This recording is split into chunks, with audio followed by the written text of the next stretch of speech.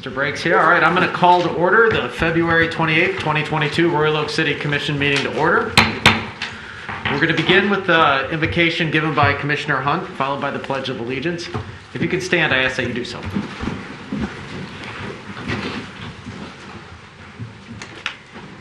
Tonight, on our last evening of Black History Month, we prepare to transition into Women's History Month, which begins tomorrow. There may not be a better time to remember the reason for the recognition of this each month, which is to honor the contribution of these two groups who are often dismissed or who our collective histories have forgotten. But we must also celebrate the heritage and identity while engaging in the work needed to ensure that these months become obsolete in the future. Tonight, we seek to take one more step toward that goal as we discuss the implementation of a human rights ordinance that is designed to support equity and inclusion of all persons in our community. In doing this, we must continue to be vigilant about our efforts as individuals toward equality that those who came before us dreamed of. We must also be conscious of how we are working to dismantle inequitable systems and replacing them with pipelines to opportunity, and that we always value the voices of those who may have been voiceless at one time.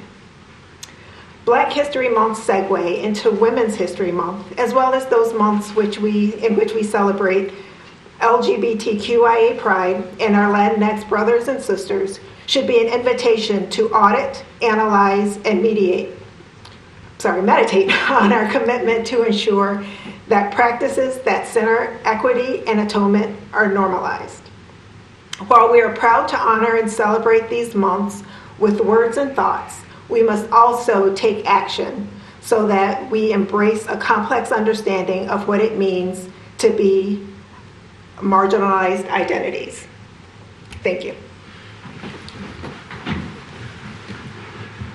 I pledge allegiance to the flag of the United States of America and to the republic for which it stands, one nation, under God, indivisible, with liberty and justice for all.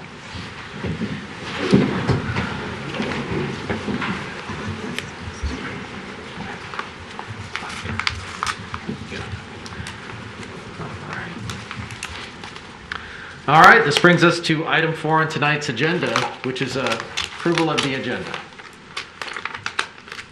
I think, Commissioner Macy, did I have you? I'll move approval. Okay, we have a motion by Commissioner Macy. We have a second by Commissioner Prush. Discussion on the agenda. All right, with none, I'll call for the vote. All those in favor say aye. Aye. Those opposed, motion passes. We have established an agenda. Got some work to do tonight.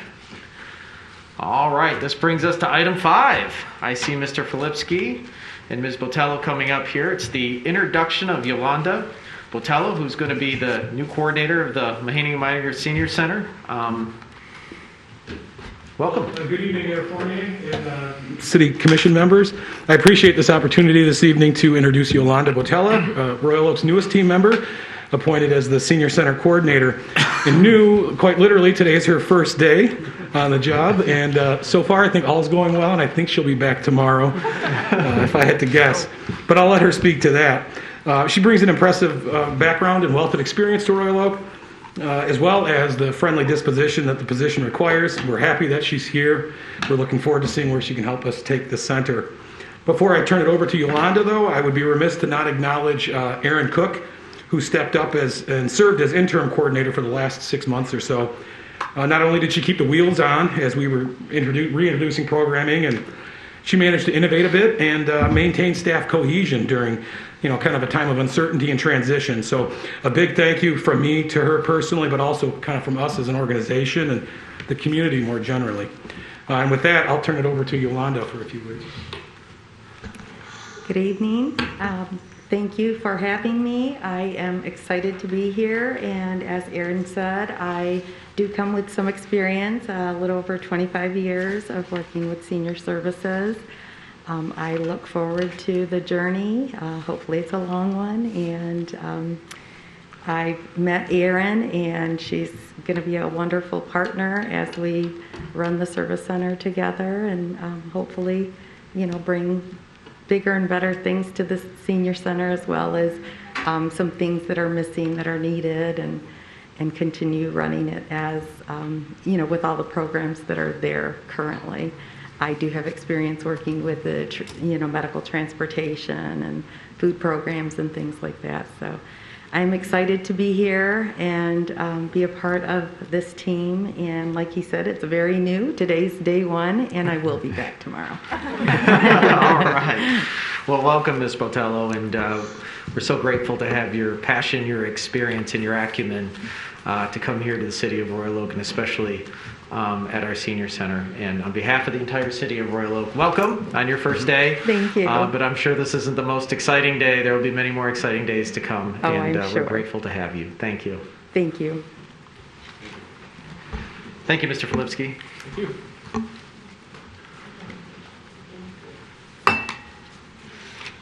Okay, this brings us to item 6, which is an update on the initiative to create a Human Rights Commission and an ad hoc advisory group to study and recommend.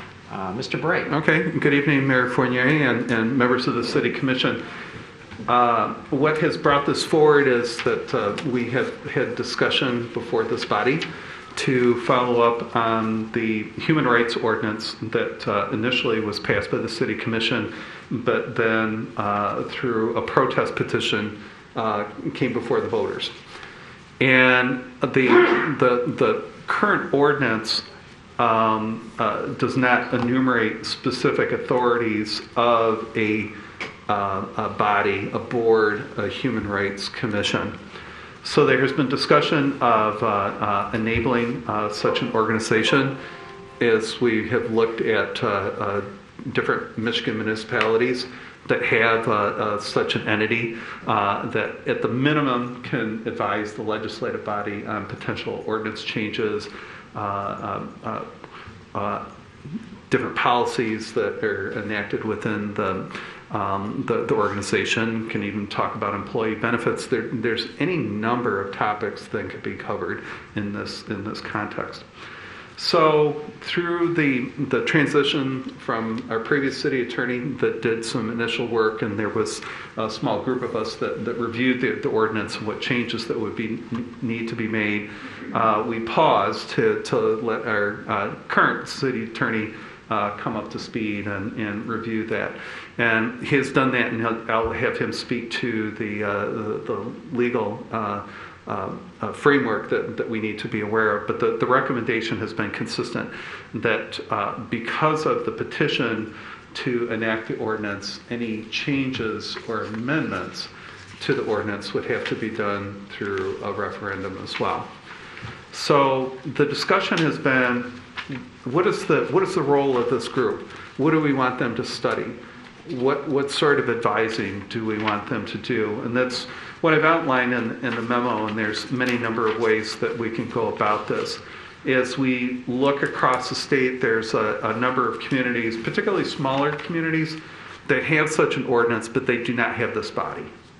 So the ones that are included that based on research is Southfield, Farmington Hills, Hazel Park, Trenton, Birmingham, Huntington Woods, and alike. Whereas the larger communities that across the state do have the Human Rights Commission of Ann Arbor, Grand Rapids, East Lansing, and Flint. So as we look at going about creating this commission, I think it's important to determine from a very, very broad perspective the parameters. What are we tasking this group to do? Then to potentially to educate the voters to pass this amendment to the ordinance. So out of this conversation, there has been a group of individuals, and they're present here tonight, that have been advocating to bring this to the forefront, and I commend them for their willingness and volunteerism and the spirit of bringing about change. So to kind of capture that energy, what I'm presenting to you, really to allow the greatest amount of flexibility that of working with a small group of individuals and within the auspices of the city manager's office to come up with a good solid recommendation. So The deadline that we're staring down is to come back in no later than July to come up with the specific amendments to the ordinance in order to provide that to the city clerk. Because this is not, bear in mind, we're amending an ordinance, we're not amending the charter. So anytime that we talk about charter revisions, and specifically it's usually in the context of a millage, those we have to factor in additional time that have to go to the Michigan Attorney General's office.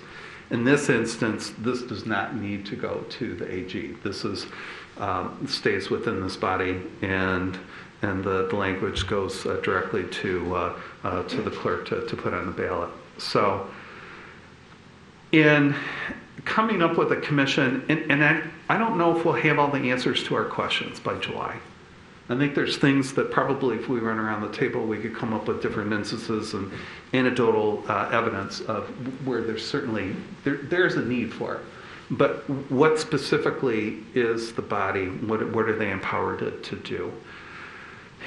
On many other instances, I take a very similar approach of make it simple and easy to understand and build on our successes. Then based on that we can branch out and take on those much more difficult sort of questions that are out there.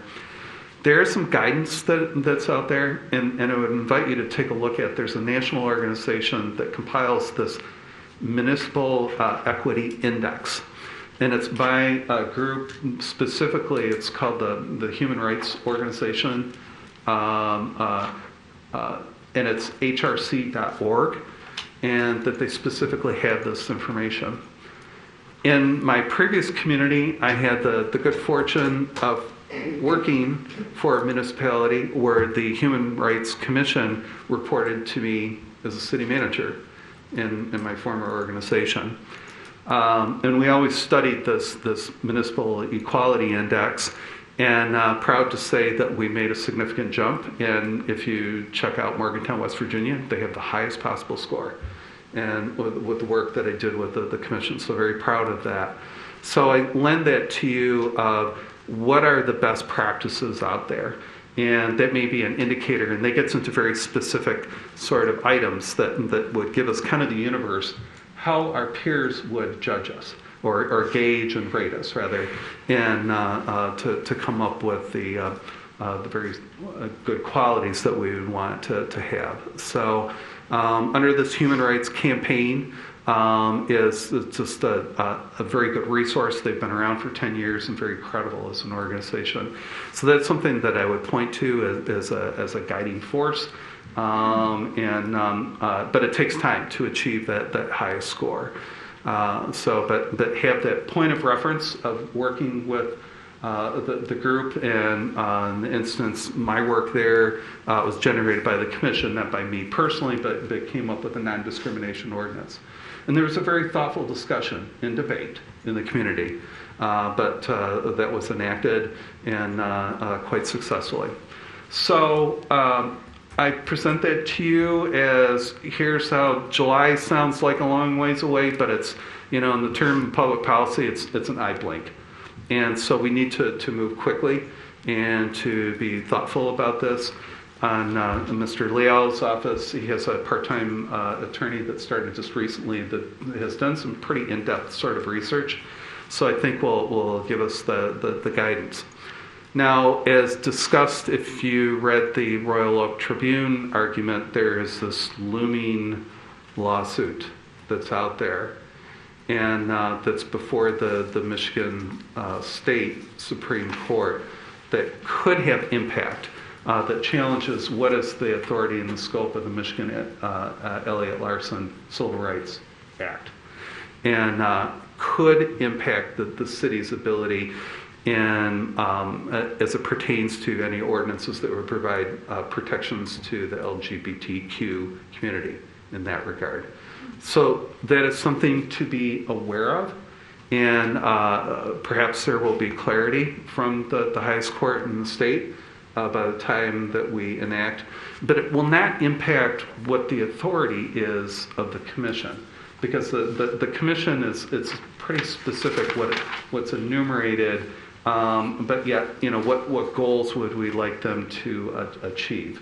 But I would be remiss, and Mr. Leal will discuss that a little bit more. What is the impact and what is kind of the overtone? So that's something that we need to be aware of. So this is what I present to you as a framework.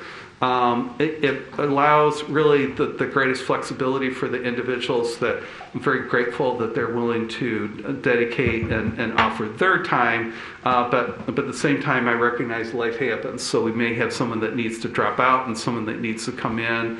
And that's why I mentioned this as a task force and really keeping this informal. And we have a very specific goal in mind within a pretty short time frame.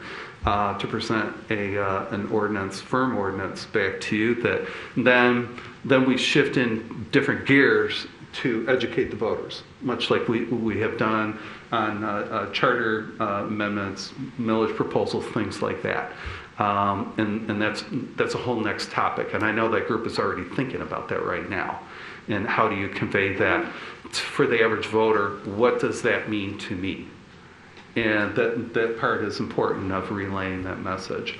But I want to pause before we take questions, and I want to, if you allow me, Mayor, to let Mr. Leal, there's just some fine points that he would like to refine on that pertains to the implementation of the Human Rights Commission.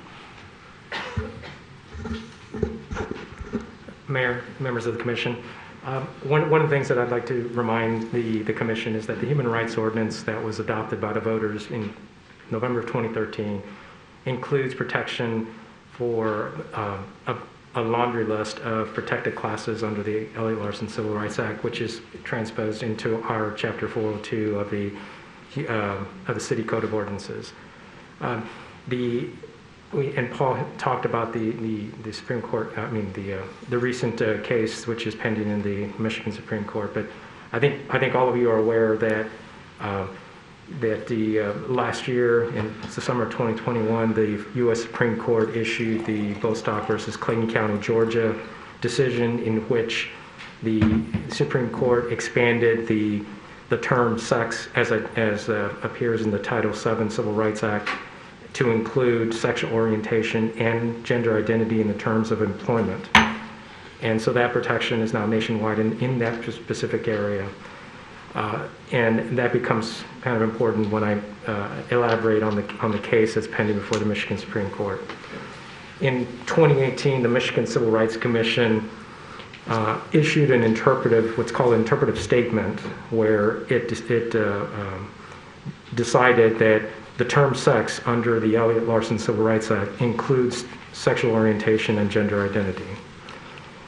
Fast forward a year later, there were 2 complaints filed by individuals who were discriminated against by 2 different businesses. One business discriminated on a person's, and actually a same-sex couple based on their sexual orientation. And in the other case, the business discriminated against an individual who was transitioning their gender identity. They filed complaints with the Michigan Department of Civil Rights, and before the department could start an investigation, the 2 businesses filed a lawsuit as against the Michigan Department of Civil Rights. Those cases, when you sue the state, they're referred to the Michigan Court of Claims, and in that court, the Court of Claims analyzed and looked at the 2 different classes at issue, or the 2 different subclasses of the term sex.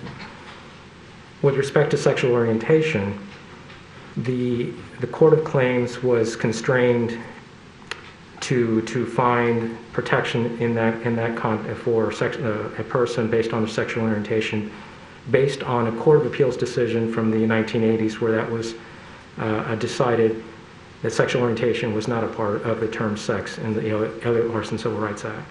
So it held that it was not included. It is up to the Court of Appeals, or a higher court in the state of Michigan, to change that. We are bound by precedent to follow that ruling. With respect to gender identity, it was a different analysis. In that, there was a City of Detroit case that had worked its way up the court.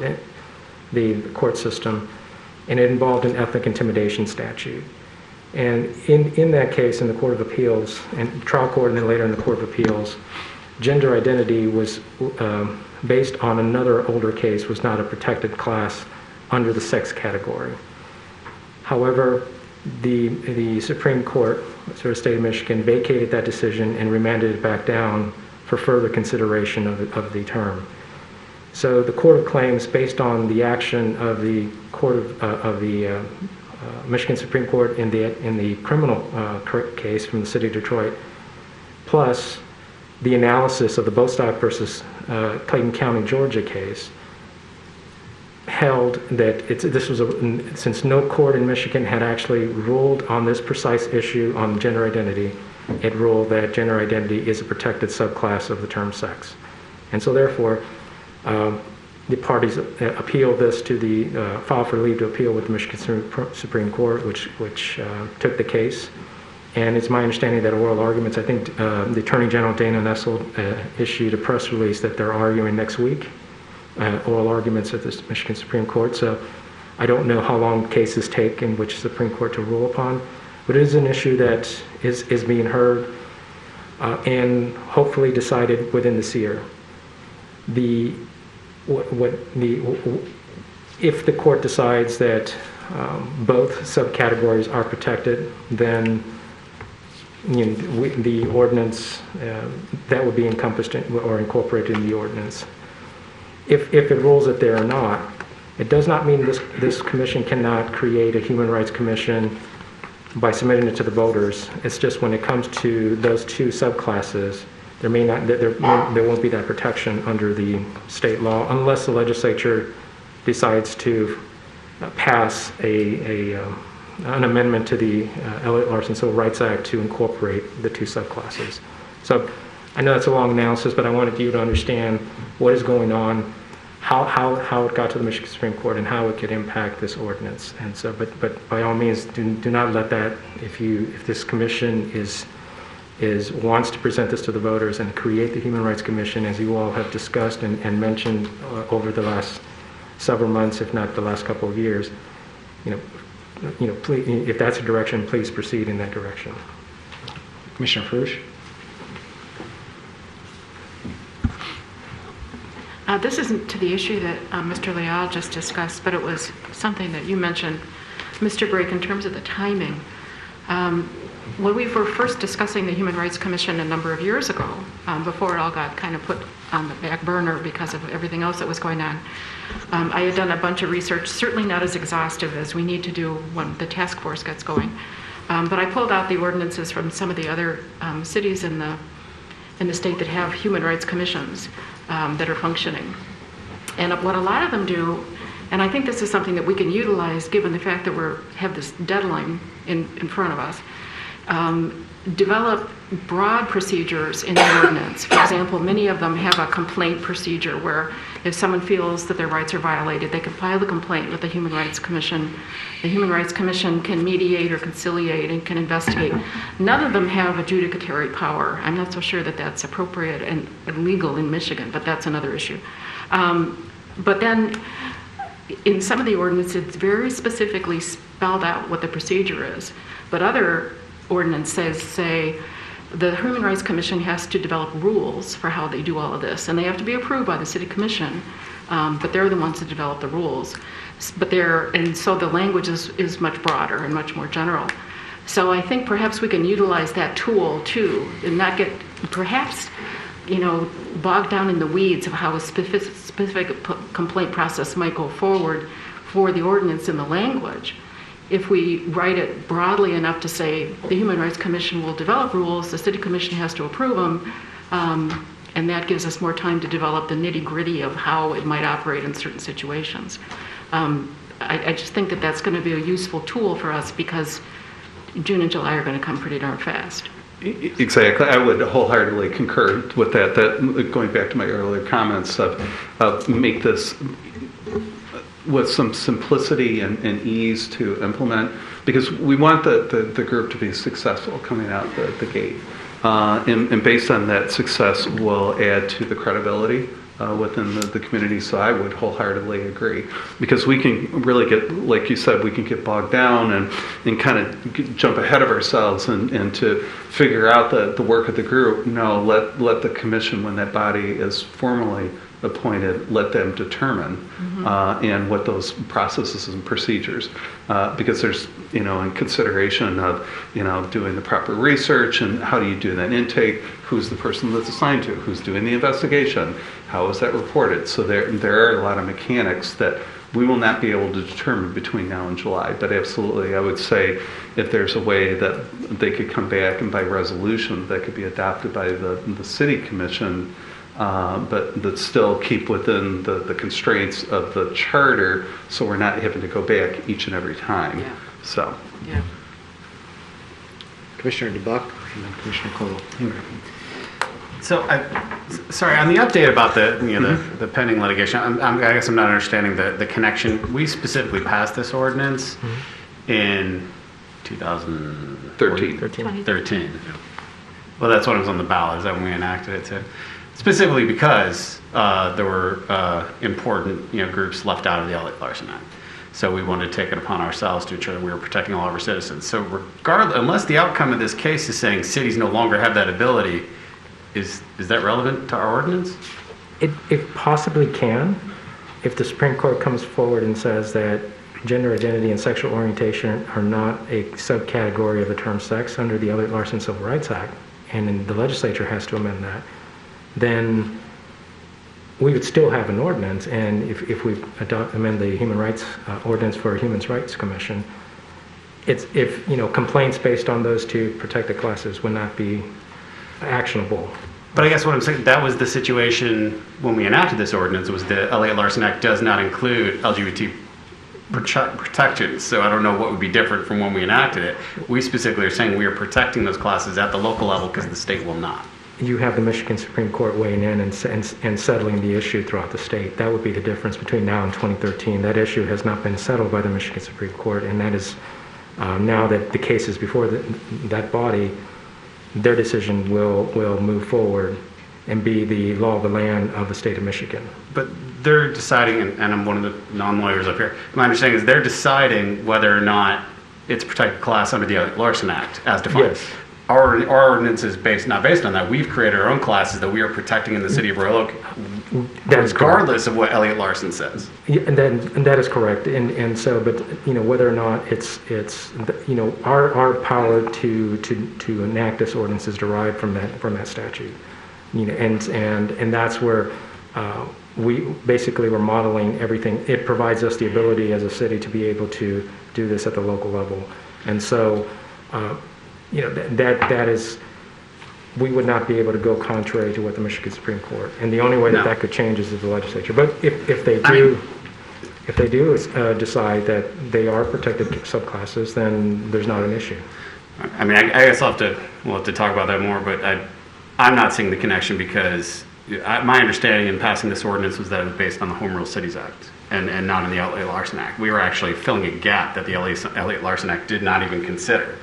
And basically what you're saying is the court's going to reaffirm that the Elliott Larson Act indeed says what we assumed it said when we wrote this ordinance, which is they're not protecting specific classes that we think should be protected. So that's really just an affirmation of the reasoning that we had in passing this ordinance. I don't see how it would be taking the legs out from under us. I think that if a complaint was made, let's say the Supreme Court rules contrary, and a complaint is subsequently made and it's investigated, and then whether it's a conciliation process or an actual,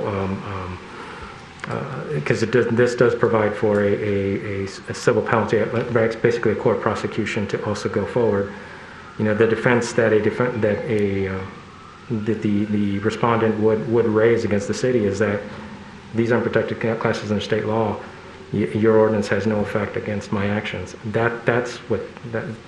Which would yield a new court case, because that's not what the court decided on. The court's not deciding whether or not we have the ability to protect these classes. It's saying what Elliott Larson does and does not say. Well, they'll raise it regardless of whether it's Elliott Larson or the Home Rule Cities Act. They're going to say that Michigan Supreme Court has not recognized this. I mean, if that was the outcome. If they do rule in favorably, then there is no issue. I mean, as what you're saying is it opens up potentially another pathway for someone to sue us for our ordinance. I'm happy to fight that fight because we're going to continue to protect our citizens as we've done under this ordinance. I don't think it automatically invalidates our ordinance. There was a law that the legislature passed a few years back that they called the Death Star bill that basically impeded cities' ability to pass any ordinance that interfered with the employer-employee relationship, right? No local minimum wage, no local benefits mandates, anything like that. The one thing they exempted from that was any sort of human rights protections, LGBTQ protections, because it would have eliminated many ordinances like ours around the state, because they recognized our authority to pass those on our own authority, unless the state specifically intervened and said we don't have that authority. So I'm standing on that our ordinance, regardless of the outcome of that case, and again, I'm not a lawyer, so I'm just a layperson, but I'm not seeing the connection. All right, other thing is, I'm still not understanding, and I didn't understand when Mr. Gillen brought it forward, and I'm not concerned about putting the question before the voters. I'm confident Royal Oakers will adopt a Human Rights Commission, but the timing, it's kind of slowing us down and would also make it harder to tweak it and improve it and change it over time. We have a human rights ordinance. Why are we? Isn't it just because we're choosing to bake the Human Rights Commission into the Human Rights Ordinance that's triggering this necessity for a vote? Why can't we have a Human Rights Commission established as its own ordinance that does not in any way contradict or change anything in the existing Human Rights Ordinance? Well, their roles and responsibility would be interconnected with the Human Rights Ordinance that was adopted by the voters in 2013. And so it's very hard to separate the two. I actually thought of that same possibility. Can we adopt an ordinance just creating them? But they're going to go back and look at what the voters have adopted back in 2013 as to what are the forms of discrimination that are prohibited in the ordinance. What is the process to address those issues?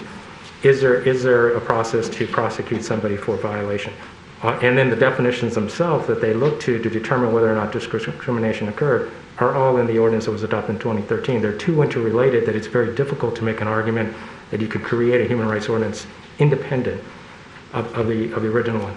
The safer course, and then there's some other legal issues beyond that, but that's the primary one. And so because this was adopted by the voters, we have a charter provision that says any ordinance adopted under this charter by electoral vote cannot be repealed or amended except by electoral vote. That is to have a strong ordinance that would eliminate potential weaknesses, legal weaknesses. That is the route that your previous city attorney, and I understand his reasoning, and I would also recommend to also pursue that route to have the stronger ordinance that would give you a good steady ground in the event that it's challenged. That's what I would do if I was the other side. I would challenge the method of how the Human Rights Commission was created independently of a charter electoral vote. I'm still not understanding if the Human Rights Commission in no way contradicts the existing ordinance or changes the existing ordinance, but creates something entirely new that perhaps makes reference to the law established in the new ordinance, but doesn't change in any way. I worked in the legislature. I understand legislating is different than writing law for a city, but I've also been here for 10 years. I'm not understanding that we have a recycling millage that's passed by the people, but we also have a board that's in charge of promoting recycling, and that exists in a totally separate ordinance. And I'm not quite understanding why we're saying we can't build a body in the spirit of the HRO. Your millages are part of the actual charter. This section is in the initiative and referendum. Since this was brought as an initiative, it's not the same as a millage and other amendments you may make to your charter. So when this ordinance was adopted by an initiative process, the only way to amend it is to follow that same process. I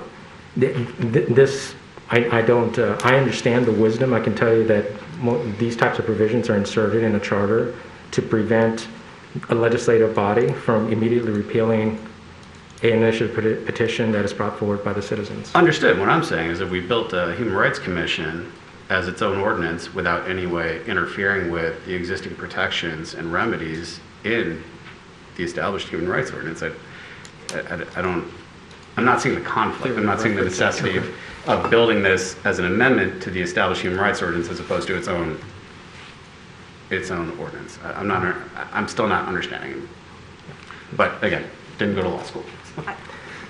So, I got Commissioner Colo next, but just on that thought, and maybe not Mr. Leal, but along the same thought is, if there was a separate ordinance that we could put in place at the commission where the HRC referenced that ordinance as a guiding document versus actually being incorporated into it, that might be an interesting line of thought. And then if you get sued, then you put it to the voters. Just a line of thought. Commissioner Cole. Thank you, Mr. Mayor. Actually, you and Commissioner Buck just said the 2 points I wanted to make. I want to support I did not understand, and I know Mr. Leon, I've seen your office, and you've explained it to me, and I still don't understand why why we need to go to a vote again to do this. And I guess I am also worried about the language that we would put into any potential second ordinance or amendment to this ordinance, and how we will bind ourselves to what that says. And I just want to make sure there's flexibility in whatever we do, so that anytime you enact a new commission, a new committee, there's some quick growing pains, and you realize what's working, what's not working.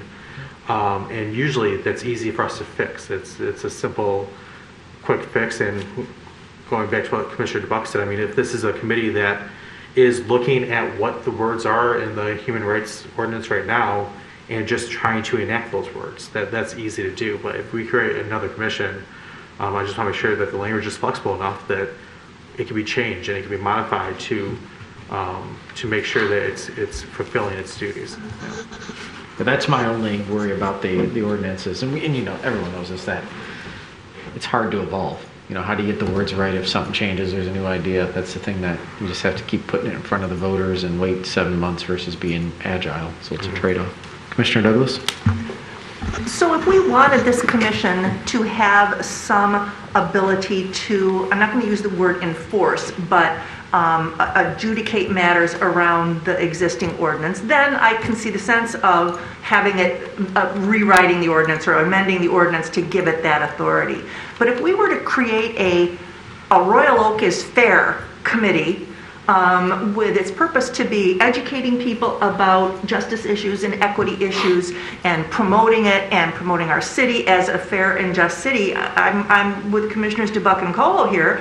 It seems like we could create a committee like that on our own and have it be effective at least up to the ability or absent the ability to enforce the existing ordinance.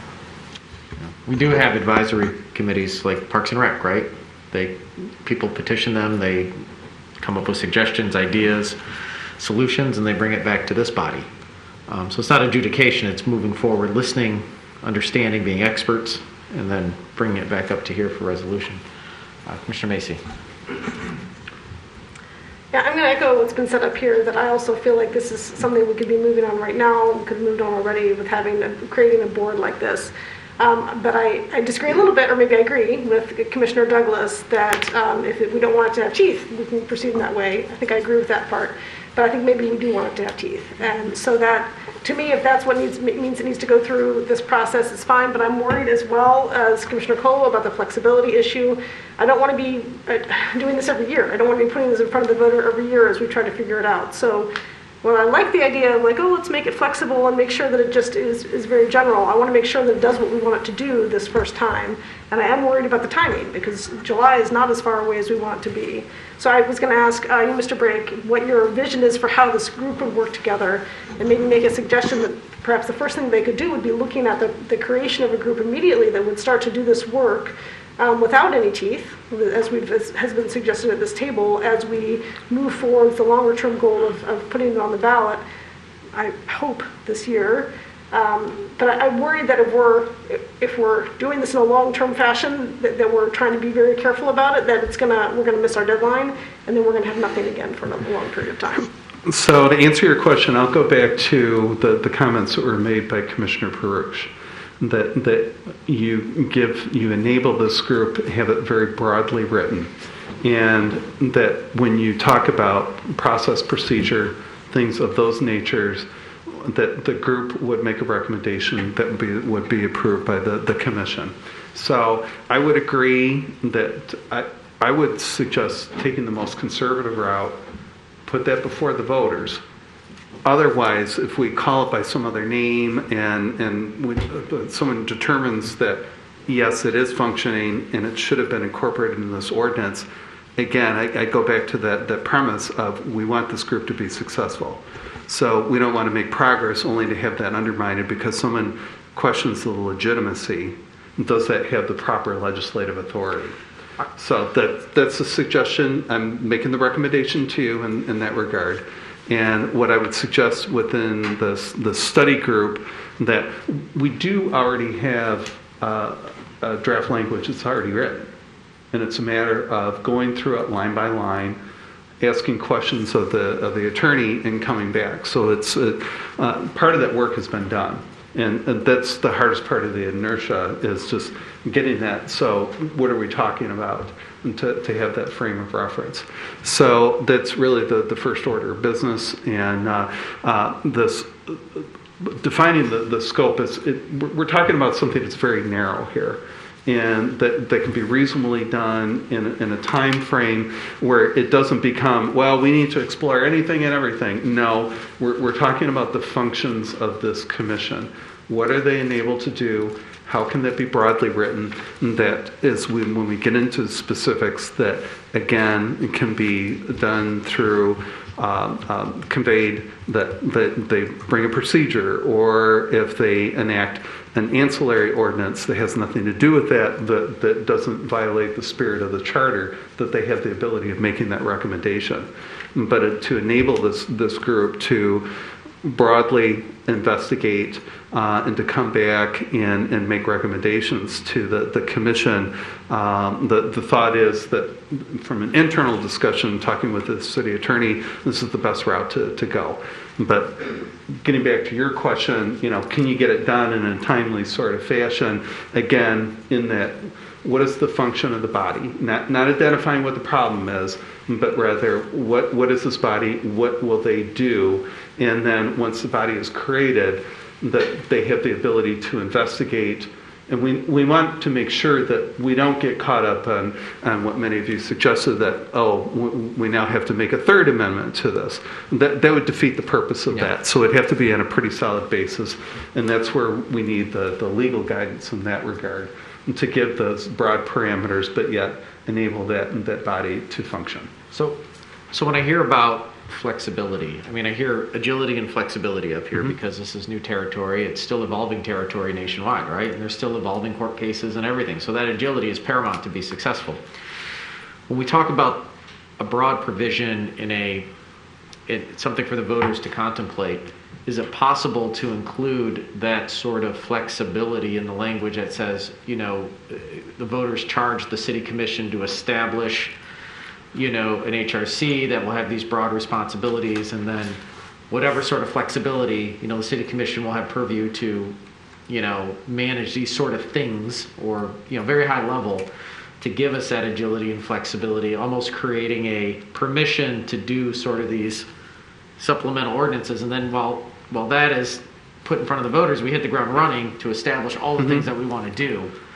But then it's codified by giving the authority to us, which gives proxy authority, however we see fit, for the times, to the HRC. Is that what we're talking about with broad flexibility, or is that just too much smoke and mirrors?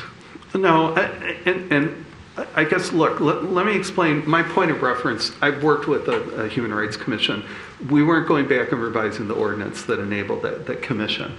So I can tell you from work experience in a group that's been successful and made some strides, as I described, and they predated me. So that group was in existence for a certain amount of time, but they really got the momentum going and the synergy and everything else of enacting the non-discrimination ordinance that during that time, again, was initiated by the group. So this notion of, I guess, having some reluctance to sit down, what are the duties of that group? I think if we're careful about this, we're not going to have to look at it again. All right, Commissioner Perush? I know we're talking about the July or June or July deadline, and we're all kind of panicking, but having looked at the ordinances that I've looked at, there are some really, really good templates out there that already have in place what I think we all want to see this commission do. that we can, if we wanted to, just pick up and copy, and we'd have a pretty darn good ordinance in front of us. The City of Jackson ordinance, for example, says the Human Rights Commission shall, and then it enumerates 12 different things that the Human Commission is responsible for doing, including disseminating information, holding hearings when there's complaints, having educational things, listening to the community, it's a dozen laundry list of their objectives. And then within those, the Human Rights Commission, in their rules and in their procedures, develops how they're going to do that. So I think we're making this harder than it's going to be. I mean, granted, it's a deadline, but the City of Chelsea has an extraordinary ordinance, and their commission functions very, very well. And it's comprehensive. And they're not long. I mean, they're 3 or 4 pages long. They're not huge documents. So, yeah, it's going to take some thought, and there might be something that we might miss. But I think given the templates that we're going to be working in, people have already done this, and they're doing it really well. And I think we can use those as templates for how we want to create ours. We're not going to be starting from scratch.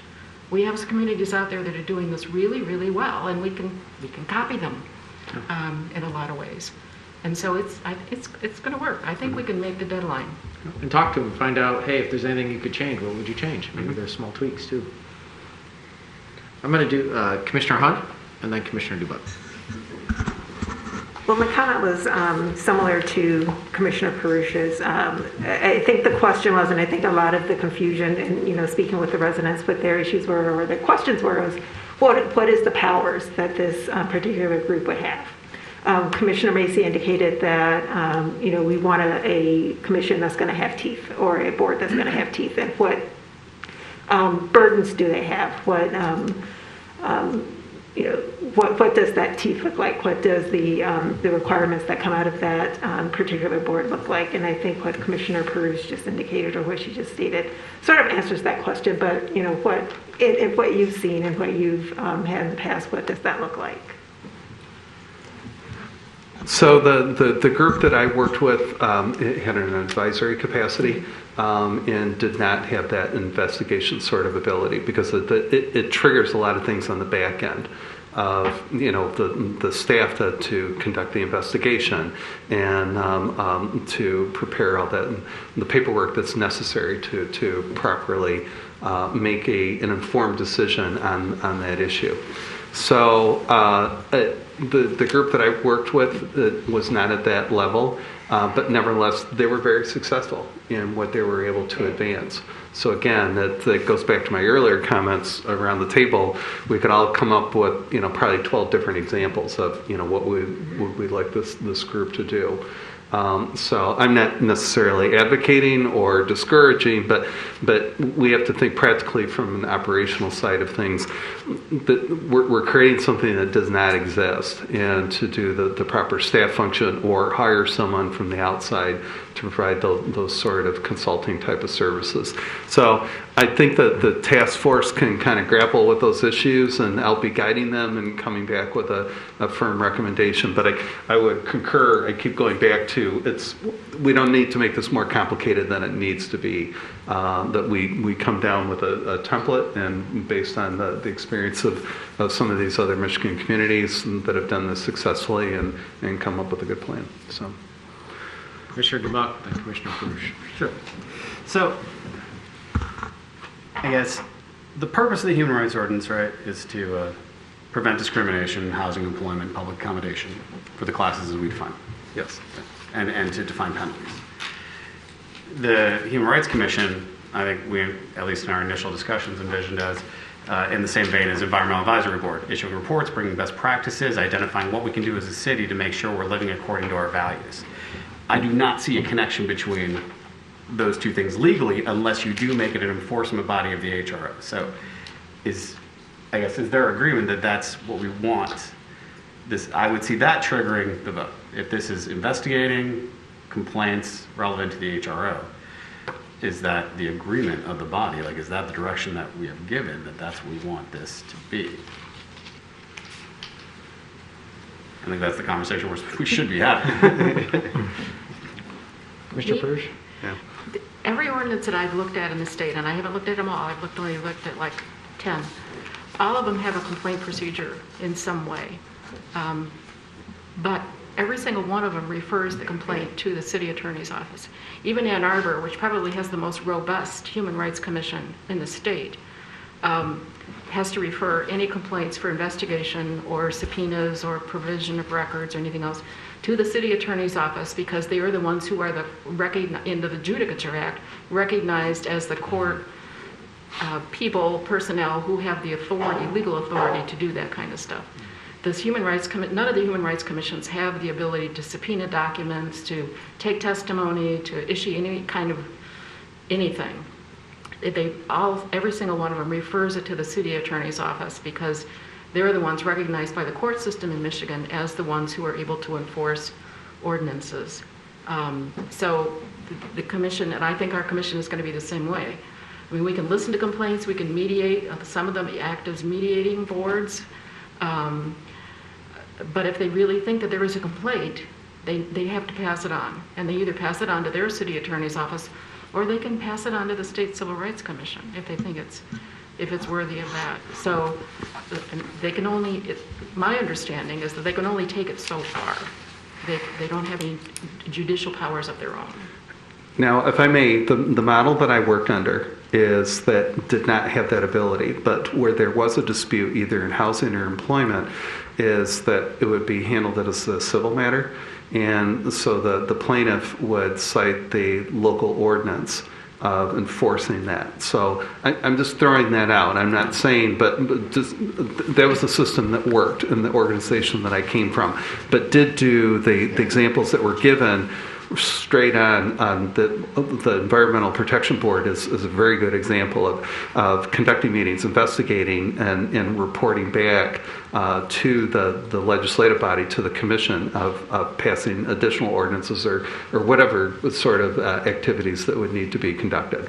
So again, that's a system that I'm familiar with, that and saying that's an example, and so there's different examples that we can think of, and that kind of gets into the weeds. But again, I think from a practical standpoint of working with the group, come back with a recommendation, and again, if you feel comfortable with that process. So I guess just to finish my thought, Mayor, that gets back to, I'm still not seeing the intersection with the HRO, which is a specific legal remedy prohibiting discrimination, housing, employment, and public accommodation. This body is not doing those things. This body is doing completely different things. Because they both say human rights. I mean, that's the trigger for a public vote, because they both use the term human rights. I'm not saying it. Based on what you've described, and Commissioner Douglas said it best earlier, if you just want an organization that's just going to do outreach, education, and provide reports to you, then there might be there's a good basis that you could create that separately. The thing is that this commission is still debating as to what it wants to see in the Human Rights Commission, and so that is the problem. If you go in that route, then which is perfectly your decision, then it may not work, and you have to go a different route to do that. There are other options to take, and you could actually design the ordinance that you want, and this is because of the charter in the AG's office. I think you can actually put before the voters, if you have a new ordinance that has the Human Rights Commission, everything you want, as Commissioner Parush has described, you could actually put before the voters to repeal Chapter 402 and adopt the new ordinance to your liking, to provide you the flexibility in the future.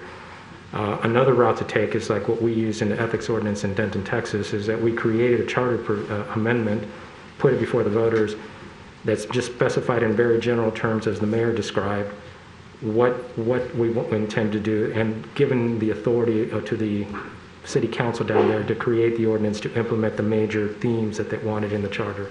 That's another way to do it.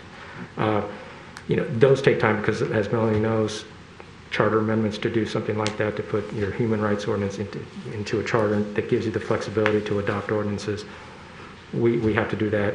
Our timeline is much narrower than what Paul described. But there are other ways to get there.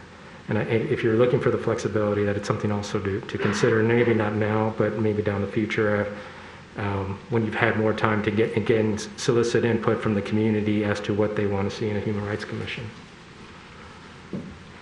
Commissioner Colo? Thank you, Mr. Mayor. I think one thing that's important to point out too is that the Human Rights Ordinance also already has investigation built into it, right? It has a discussion about how police investigate this.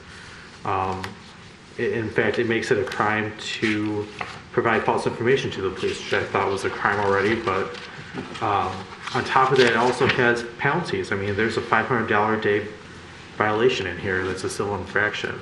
So we do have a mechanism for both enforcement and investigation already in place, which I think leans more on back to what Commissioner Buck's saying, is making this similar to an EAB because the enforcement and the punishment is already set. So I think what's really important in the next pretty fast time frame here, next month, is to get this ad hoc committee together and start putting together ideas, because we're hearing a lot of back and forth here. I think knowing what the three options are, what we can do, and what the timeframes would be a really good a good decision making process for us. And I think we all saw last year what happens when you put together an ordinance in haste, how that just doesn't work, and how there's a lot of unintended consequences. And I don't think any of us want that, but I think being deliberate about this is important.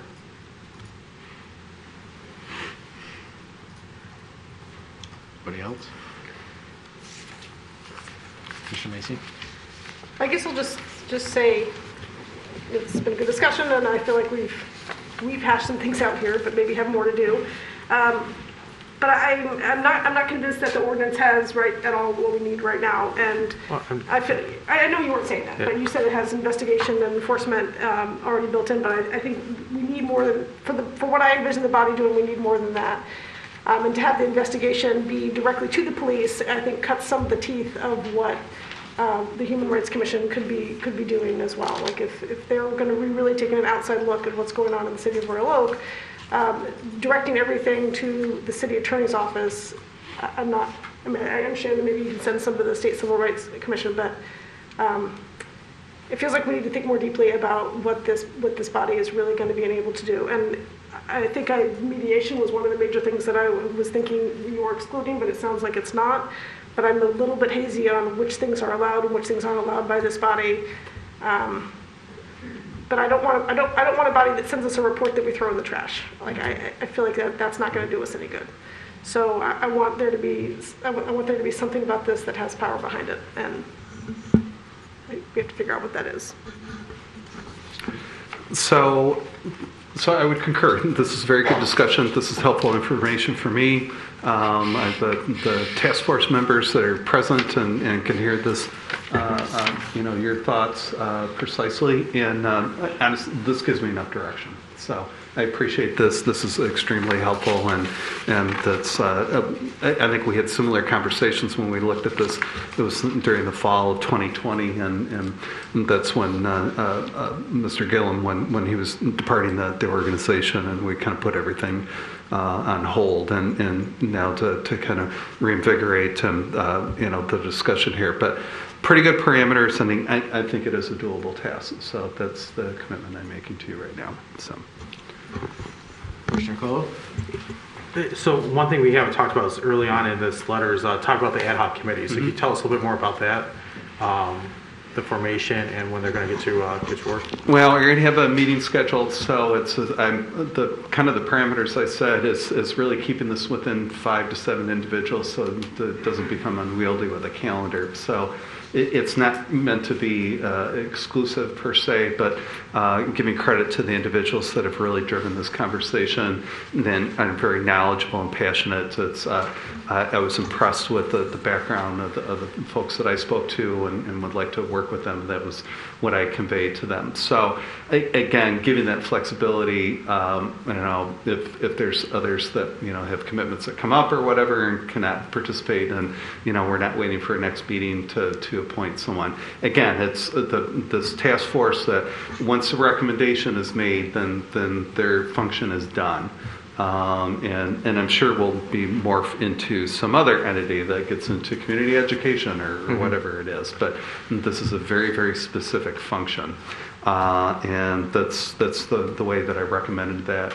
And again, I've made a model like that work successfully.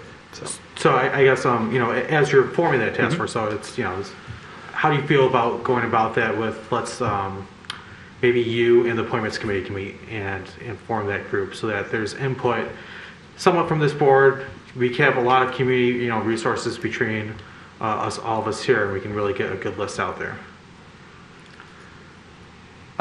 Sure. It's, whatever you collectively, but again, I have a meeting set, and so we're going to get going on this. But I think to meet and confer, if that's something that collectively that you want me to do, that's an added step. But so the way you're looking at this, Mr. Brake, is like, hey, you've charged me with bringing my expertise from Morgantown, and you want to have basically citizen advisors that are helping you with your task versus a group of people that are charged with it. It's still your responsibility, but you're bringing in a broader, you're not going to exclude people if people want to join, or if they want to, email you, or if they want to have a 10-minute meeting, or they want to go through the advisory group. You want to collect that advice in a very just quick and fast and immediate way, versus if you have an issue where there's not quorum, and now you got to wait. You got a public exactly right. And so there's also there's time limitations to this. So it's just we have many important projects, and this is one of them. But it's just trying to keep that manageable. So that's the thought process that I presented to you. But don't have a problem of conferring with the committee and getting their advice, and if there's additional names that they would like to have be included, then that's good. So. Anybody else? So what's your, not to hold you to any firm commitments, but like the communication cadence back to us, since we have this, July, like a check-in, or like what are you thinking, envisioning? I mean, I'm sure a lot of it's going to be based on, your first initial meetings, but. Yeah. So again, I keep going back to simplicity. So is it something you can email us, group, like you do on your regular manager updates, correct. And then if we see like something, we can say, hey, Mr. Brake, we need to bring that to the. Correct. Yeah. That would be as I communicate with you. Sometimes it's every other week, or with greater frequency. But when there is a substantive enough issue to report back, I would say at a minimum at least once a month, to say, hey, this is what's going on. So. Anybody else? Commissioner Macy? You can never. You have sort of a tricky, deceptive. Sometimes you put your hand up. Sometimes. Sorry, just twirling my pen. Err on the side of asking. Okay. Well, thank you. We know a lot of thought went into this. There's a lot of legalities. There's a lot of. I think, and I appreciate both you, Mr. Leal, and of course the advisory team, for hearing some of our thoughts here and how to make it all kind of fuse together. I think it's there's the idea, which I think we're all aligned. It's just what's the best way to get it in. And there's a lot of hurdles and gyrations that need to be looked at. So I really appreciate it. All right. Well, this brings us to item 7, which is public comment. So the City Commission does rely on the input of our citizens to make decisions. Now is the time set aside to address the City Commission on any city-related issues, whether they're on the agenda or not. I ask that comments be directed to the City Commission as a whole and not to individual commissioners. In addition to public comment tonight, there will be a public hearing at tonight's meeting. If you're here to comment on the special assessment for paving of public parking on Delamere Boulevard, you can wait till that public hearing is open. Same rules apply as general public comment, and you can speak then. If you wish to speak tonight, either at public comment or at the public hearing, please wait until recognized by me, the mayor. Come up to the podium, state your name and address for the record, and because we want to hear from anyone who wishes to speak tonight, comments are limited to 3 minutes or less, and we have a timer at the podium to help you keep track of your time. If you don't wish to speak tonight, email is a very effective way to get your thoughts and ideas to the commission or to city staff. And typically we don't respond to public comment, but we are taking notes, so when the topic is discussed, we'll ask those questions on your behalf. Or if it's not on the agenda tonight, staff is taking notes and we follow up on issues to ensure responses are, if it merits it, are provided. So with that, who's first? Ms. Andrews.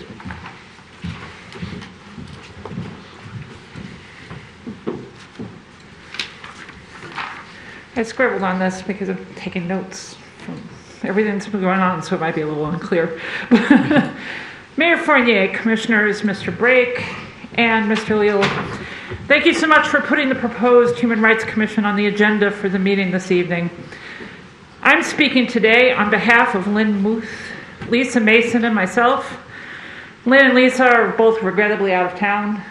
I think one of them is skiing in Utah and the other one is in Florida, so not sure how much they regret that part. But they do regret that they are not here. As you know, all three of us have been anticipating this conversation for some time. As discussed extensively tonight, our Human Rights Ordinance was originally conceived to offer civil protections to the LGBTQ community, which were not available at the state or national level. The language of the ordinance, of course, is broader and rightfully so. My partner, Kathy, over there in the blue, and I appreciate living in a city which has an ordinance such as this, and that is open to creating a welcoming, safe, diverse community for all races and ethnicities, gender and sexual identities, religions, ages, body shapes, etc. I want to reiterate, though, this is not solely an LGBTQ issue. When you guys brought up the Human Rights Commission, this was brought up in response to the murder of George Floyd, right? We got sucked into the LGBTQ conversation tonight, but we have to be clear that we're not trying to just protect the LGBTQ community. Right now, as I see it, our Human Rights Commission ordinance is merely a mission statement. We need a commission whose work it will be to bring a tangible change to our community to fulfill that mission. We can do this by focusing on programs, policies, and activities that promote equitable outcomes for all. Do we have equity in areas such as housing, policing, employment, and transportation? Can we do better? Can we raise awareness and engage diverse audiences to learn more about each other? Can we, by evaluating policies in the city government, eliminate any systemic issues that are not consistent with the Human Rights Ordinance? This commission, as Ms. Macy said, needs teeth. I would say, this is an addendum to what I wrote, not everybody is going to go to the police with complaints. There are going to be people who do not feel that that is a safe space for them. Certain communities underreport problems, including the LGBT community and the Black community and other communities, the poor community. So, Lisa, Lynn, and I also believe that in order to be effective and accountable, the Human Rights Commission would be a place where citizens and visitors may provide input, lodge complaints, and that the Commission does have the authority to investigate and mediate. Right. As mentioned by Mr. Brake and Mr. Leal, there is this case with the Michigan Supreme Court.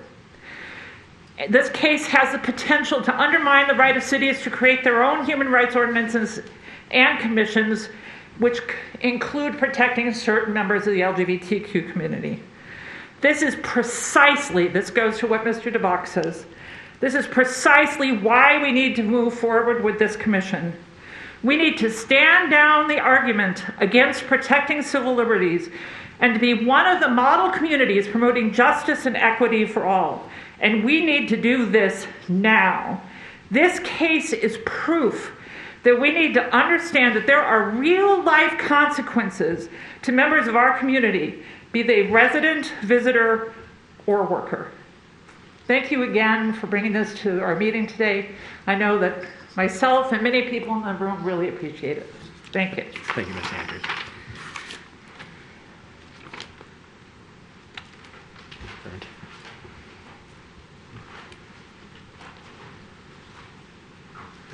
Members of the commission, my name is Reverend Beth Taylor. I am a resident of Royal Oak. I live at 1017 North Altadena Avenue. I'm the head pastor of St. John's Episcopal Church on the corner of 11 Mile and Woodward.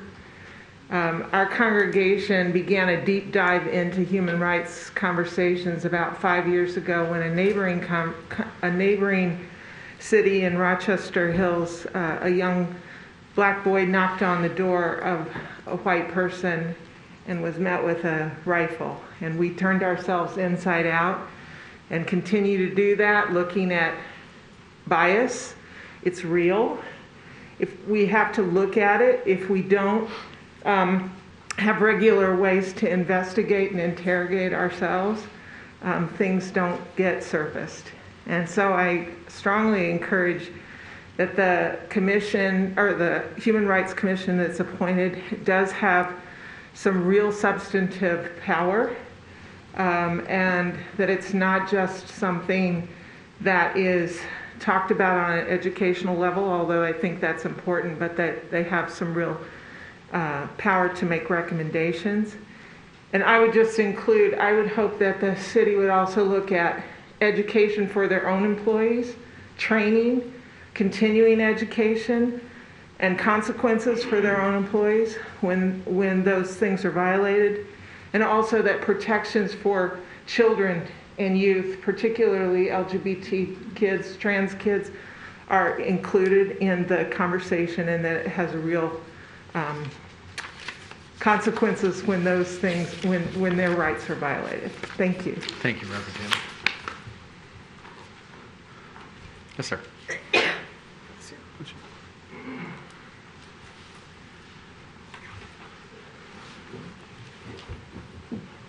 Good evening. My name is James Campbell. I'm a business owner at 300 East 4th Street, 13 years at that location.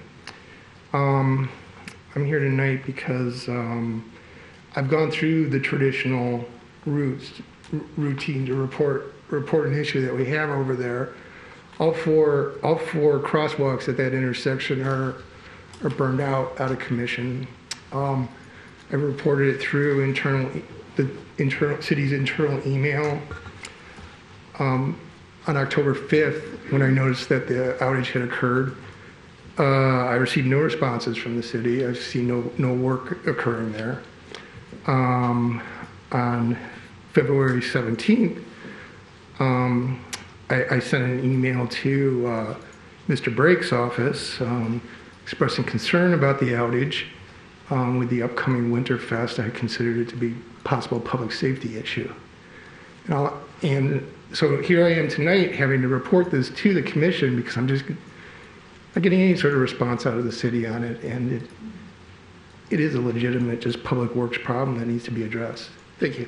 Thank you, Mr. Campbell. Can you just verify the address of the, or not the address, but the cross sections of the intersection? South Troy and East 4th Street. Okay, South Troy. Thank you, sir. Mr. Asher. Thank you.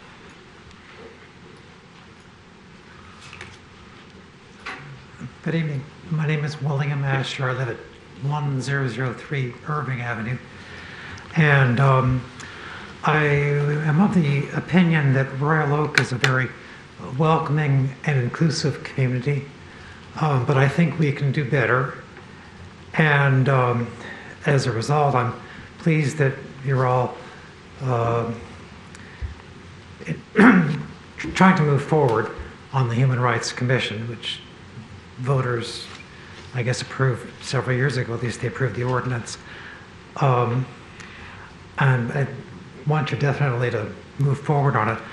I was surprised, I didn't know until this evening that there was some possibility that we would have to have a new vote, a new measure on the ballot in November. I think if I understood Commissioner DeBuck's comments, it seems to me all we really need to do is create a commission and have it be advisory, educating, investigative. And I think if we did that, we would be able to get going now, as Rachel Andrews was recommending. If it needs additional powers that the voters didn't give back in 2013, by all means, create an amendment, give them more powers, but I think we need to get moving on it. That's it. Thank you. Thank you, Mr. Asher. Look, Mr. Karlowski in the back there.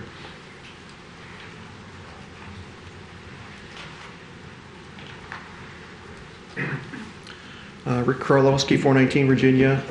Here again because we have another shooting incident at an Airbnb, this time in northern Royal Oak. I was a neighbor of the first one we had a couple years back. I guess it kind of calmed down with COVID, but we had one back. And at the time, I was asking for some legislation to better regulate the Airbnb industry in this town, and I basically was told that you don't have, either you can't do anything or it's not that big of a deal, so let's not worry about it. Well, folks, we've had 2 shooting incidences in Airbnbs. When the hell are we going to do something about it? Are we going to wait till somebody actually gets shot or killed before it becomes a real crisis here? We need to get some kind of regulation on these things.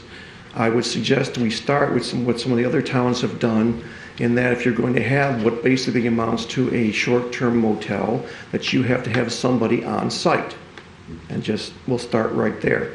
I'm not suggesting that nobody can rent out their house or anything else, but I certainly don't think that we can start having unmanaged, unregulated short-term rentals and then let our police and our neighborhoods figure out how it's going to happen.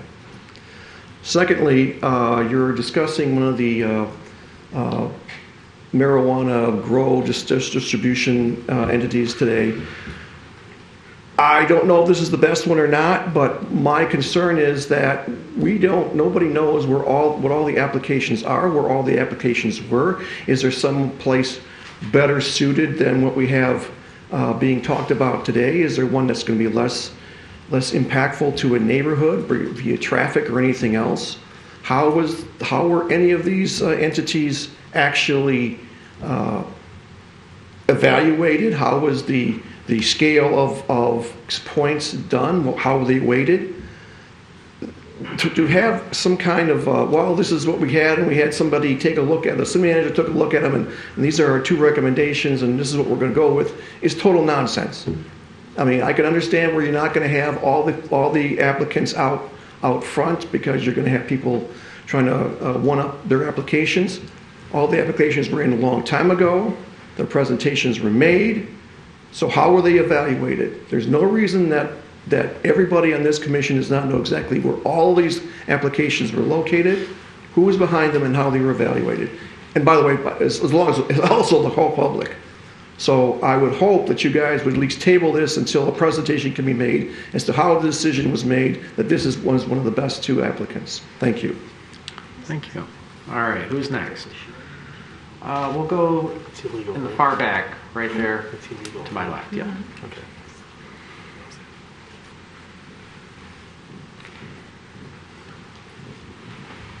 Hello, Daniel McPeak, 603 North Main Street. I'd like to bring up an issue that's not currently on the agenda for today.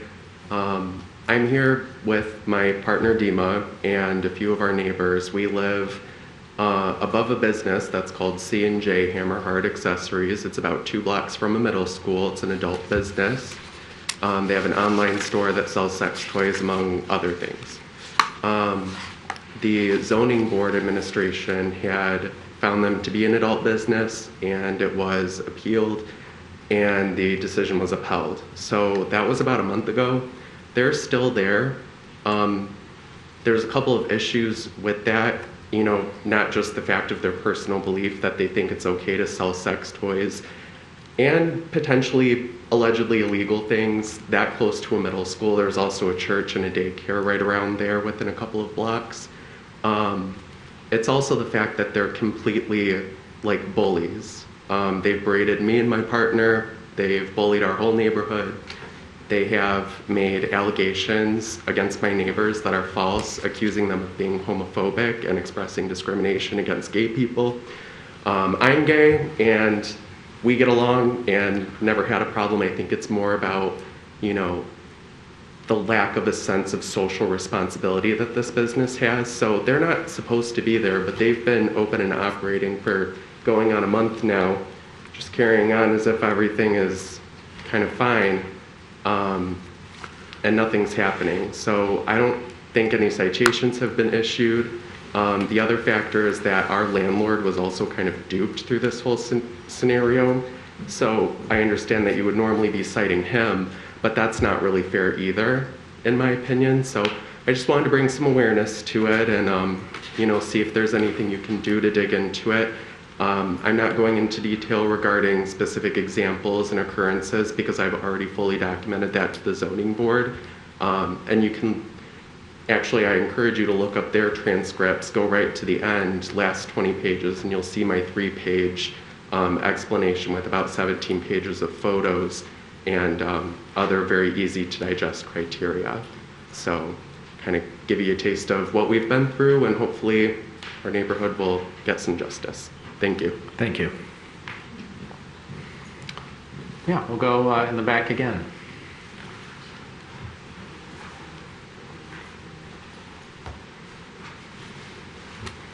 Mayor, Commission Board, thank you so much for having us. I also want to say thank you for standing with Ukraine. So thank you for putting that up there as well. I'm also coming to you for 601 North Main. I live in the 511 North Center Street, so just in the neighborhood right behind. I have young children on the street.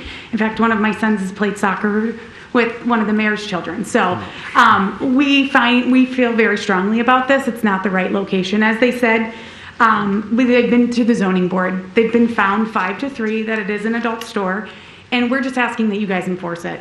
I talked to Mr. Murphy today. He is not getting the go-ahead to enforce those citations. And so we are asking that those citations are enforced. It is not the correct location. I'm sure this store has a great location for their space, but it's not 600 feet from a middle school, also 2 blocks from as he said, daycare and church. We feel like this store is essentially just putting up a middle finger to the city, doing it intentionally. They moved in October. They had a ton of time to come to the city and ask for a permission. They had 0 permission to move in. They did not come to the zoning meeting till February. They were given till February. Then they had till the 16th of February to ask for the zoning ordinances to be, provisions to be made, which are multiples. There's people that live right next door to it. There's a middle school. There's all these different things. So we're asking that you guys listen and that these you guys give the appropriate people to enforce these citations. We want you to do what's right for the students and the Royal Oak Middle School students that walk by. It's the corner of Main and Farnham, the main street with the light that the kids come from the east side of the main street. So thank you so much for hearing us. We appreciate it. Can you do me a favor? Can Yes. you guys give your contact information to Ms. Davids over there if you just want to write it down, like your email? I'm sure you've communicated to the city before, but it might be easier for us to follow up. That'd be wonderful. Yes, we'd be happy to do that. Thank All you. right, thank you. Thanks so much.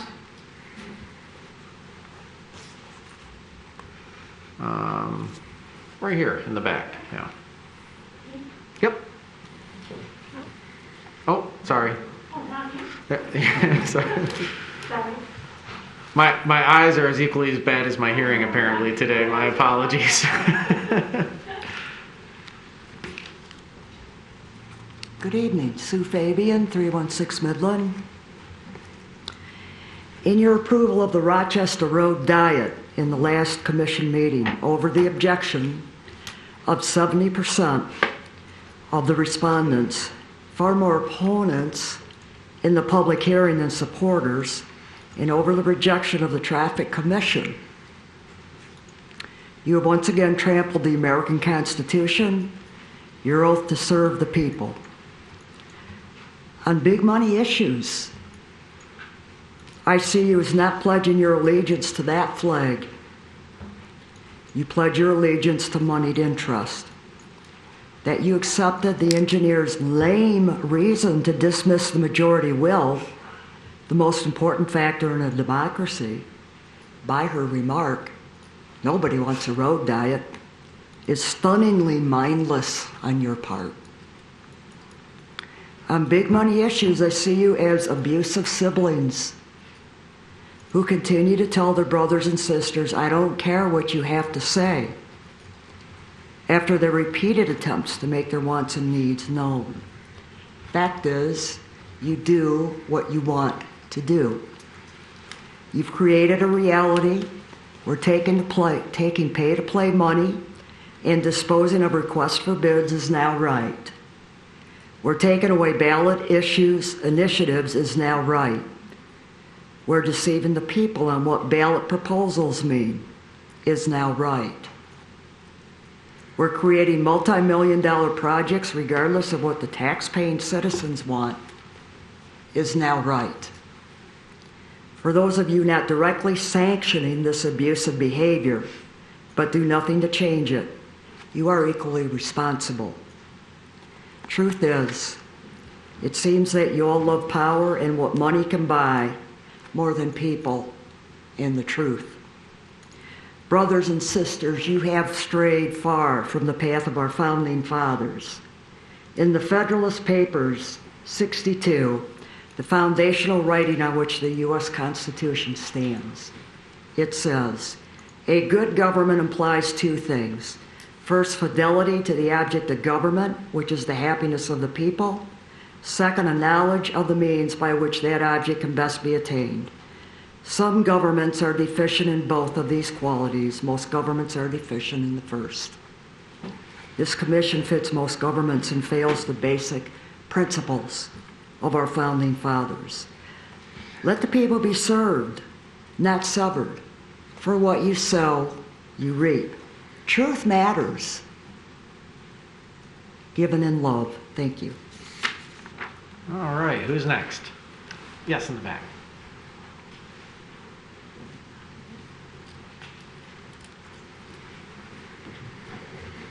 Good evening. My name's Carrie Fox, and I live at 419 North Center Street. And I don't want to beat the dead dog here over C&J Hammerhard, but I just want to reiterate what some of my neighbors have said about the business. And it's not like this just happened in February at the zoning board. We've been dealing with this for months. And it was determined that they're an adult business. They were to cease operation or seek a variance. They're, like they said, 600 feet from a middle school, a block from a daycare.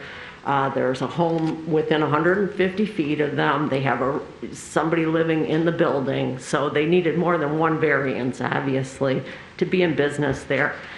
They have, since this determination, they have expanded their hours. They claim they're not an adult store, but they posted their February sale is a bondage photo, a poster hanging in their window. I don't think they intend to leave. They have their March promotion here, which is bongs and bubblers, And then I've also included, and they're not new, they're just some of their social media posts. They certainly will give you an indication of how they feel about us and how they feel about you. And I don't think that we should have to just keep coming to these meetings and begging for something to be done in our neighborhood. I'm a tax-paying citizen. I can't park my car across from my house without getting a $50 ticket.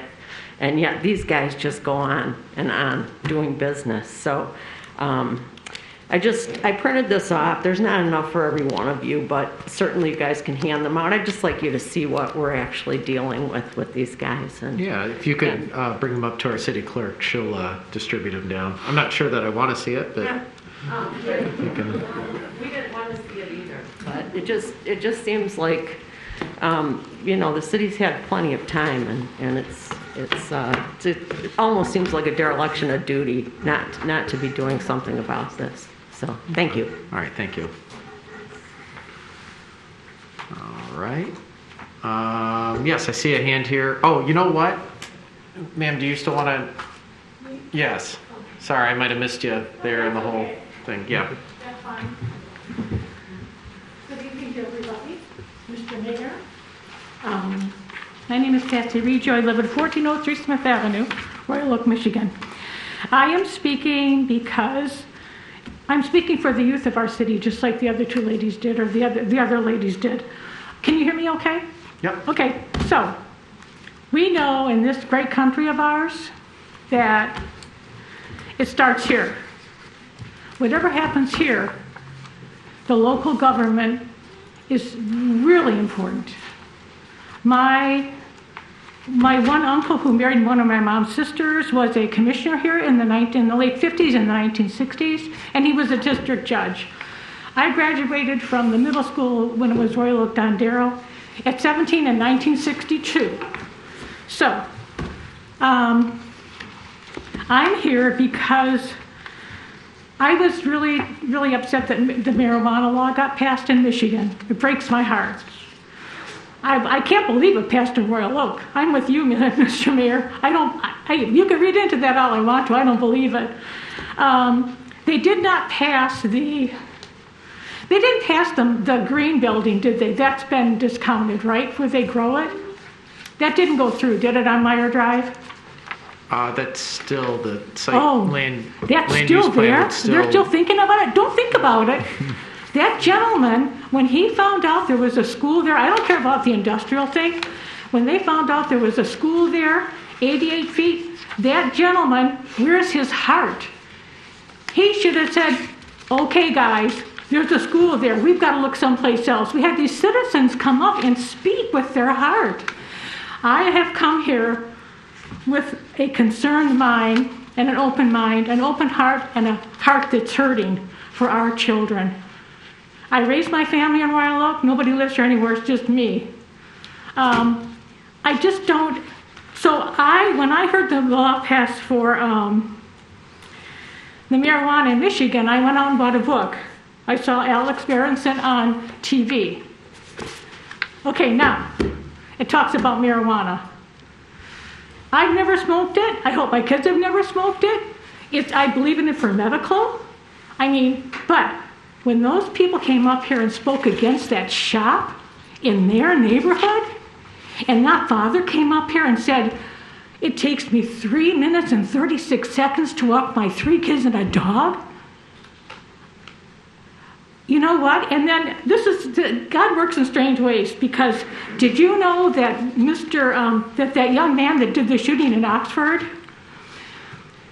after I looked in the book, the next day I heard on WJR, on the Guy Gordon show, he said the parents were growing marijuana in his house. It is a psychotic. It's like alcohol. Someone could have 2 drinks. I went to committees when my kids were in high school. Learned that alcohol is a disease. Someone could smoke marijuana and never have a problem. Some people could smoke it and be violent, psychotic. That young man took 4 children from their parents. Maybe you're all too, oh my God, I'm all done. Oh. I'll let you get one more statement out. Sorry. Okay, let me think. Oh, I've got so much to say. I know, it's hard to listen to a grandma, right? I want all of you to do this. When you make decisions, Melanie, is that Melanie there? Yeah. My glasses are off. Thank you. We should clone you. You're wonderful. You're all wonderful. But she was thinking of the voters. You actually said no to the road diet. It doesn't matter whether you agree, but you listened to this. You listened. And Commissioner Douglas, I don't mean to be disrespectful, but you did say something. You said that, with that retail shop, you said, but they work so hard on the application. What about the parents of these children going through COVID, raising them, keeping them safe, and letting them laugh and letting them have a life? They're the ones that worked hard. Yeah. I am so sorry. I know you're going to kick me out. but you know what? I want all of you to, as a grandmother and a mother, probably I could be your parent or your grandparent, please know, when you do something, you can look yourself in the mirror and you can say, I did what I thought was right. I listened to the people in our local government, and I care about this Yeah. city. I care about these children. Thank you. Thank you. Thank you, guys. All right. All right. Mr. Mayor? No. I bought a book. Would you like this book? If you want to leave it with Miss Davids or leave the name of it, that would be helpful. Thank you. Yeah, because you know what? Ma'am, I do have to run the meeting here tonight. All right, who's next? Yes, here in the aisle. Yes, burgundy. Yep. I think. I see. Yeah. I don't know. Could be maroon. Correct me. Hello. Phyllis Salter, North Lafayette, but I'm here today on the request of Dr. Wallace Anderson at 404 Mount Vernon, and she asked me to read what she wrote. So that's what I'm doing. Dr. Anderson wants to keep attention on a non-agenda item, one which will be before the commission in a few weeks, namely the two requests for special land use permits for recreational marijuana, one on East Harrison and one on Meyer Drive. While the East Harrison site is an industrial zone, it is also across the street from a large area comprising single-family residences, condominiums, and apartments.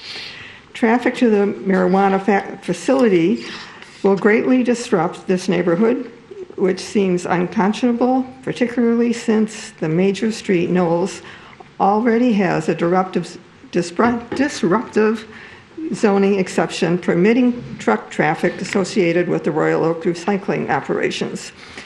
More concerning still is the Gatsby proposal for a grow process sell marijuana operation on Meyer Drive, a site penetrating far into the 1,000-foot no-drug buffer zone around schools required by the state law and Royal Oak ordinances. It's almost incomprehensible to me that a Royal Oak city attorney gave the opinion that the Southeast Technical Campus is not legally a K-12 school. Since it's part of Oakland Schools, intermediate schools, it's a school. It educates students from the Southeast Oakland County Public Schools, including Royal Oak. Juniors and seniors primarily earn credits towards high school graduation. Oakland County middle school students also enjoy special STEM programming here in the form of a summer school. It is most certainly is part of Oakland's K-12 educational system and thus must be protected drug-free zone. But even if it was not legally a school, how is it ethical for city leaders to decide that students taking K-12 classes do not deserve drug-free buffer zone protection, visually implying this educational site isn't a drug-free zone is a dangerous message for our children. Given that most of you have or had children in Royal Oak schools, how can you support perverting the 1,000-foot drug-free buffer? Ethically, you as city commissioners and mayor should be protecting your community members, especially the young ones. Thank you. All right, who's next? We'll go in the back here. And they all black? Yeah.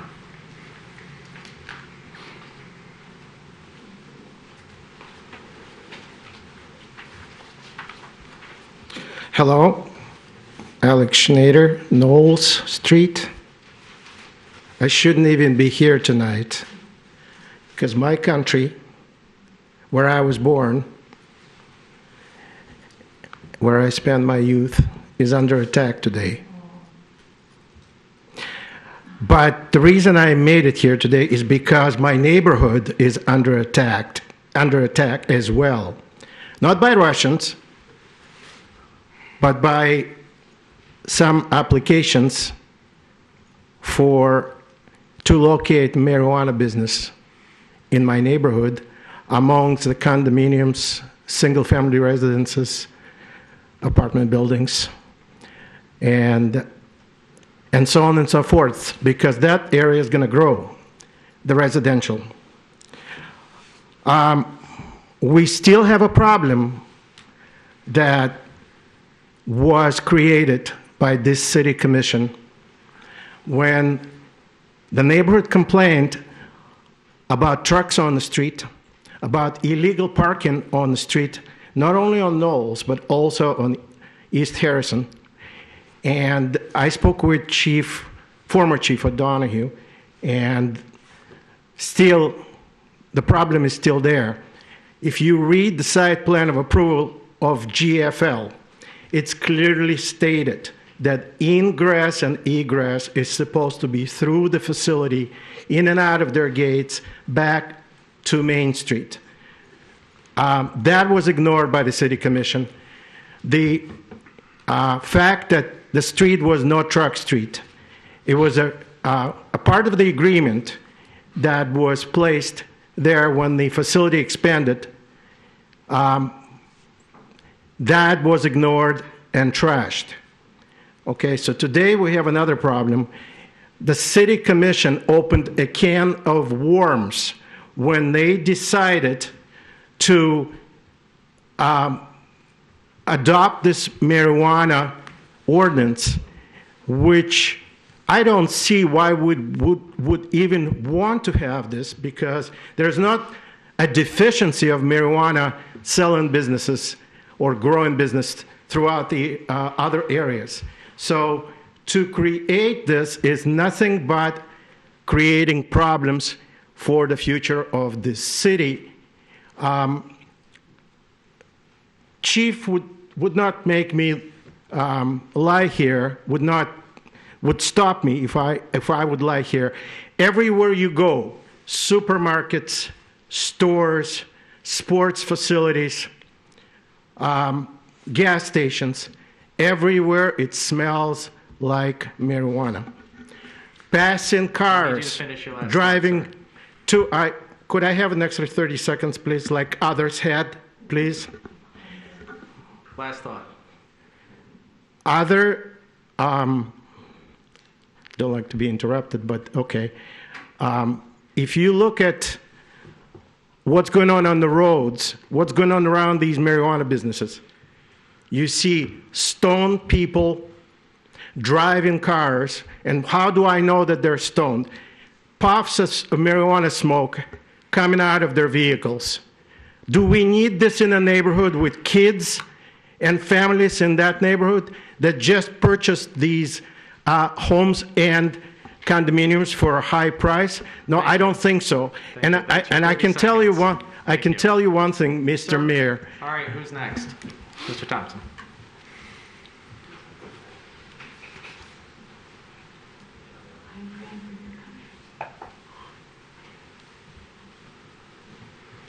Hey, Mike Thompson, 1210 Irving.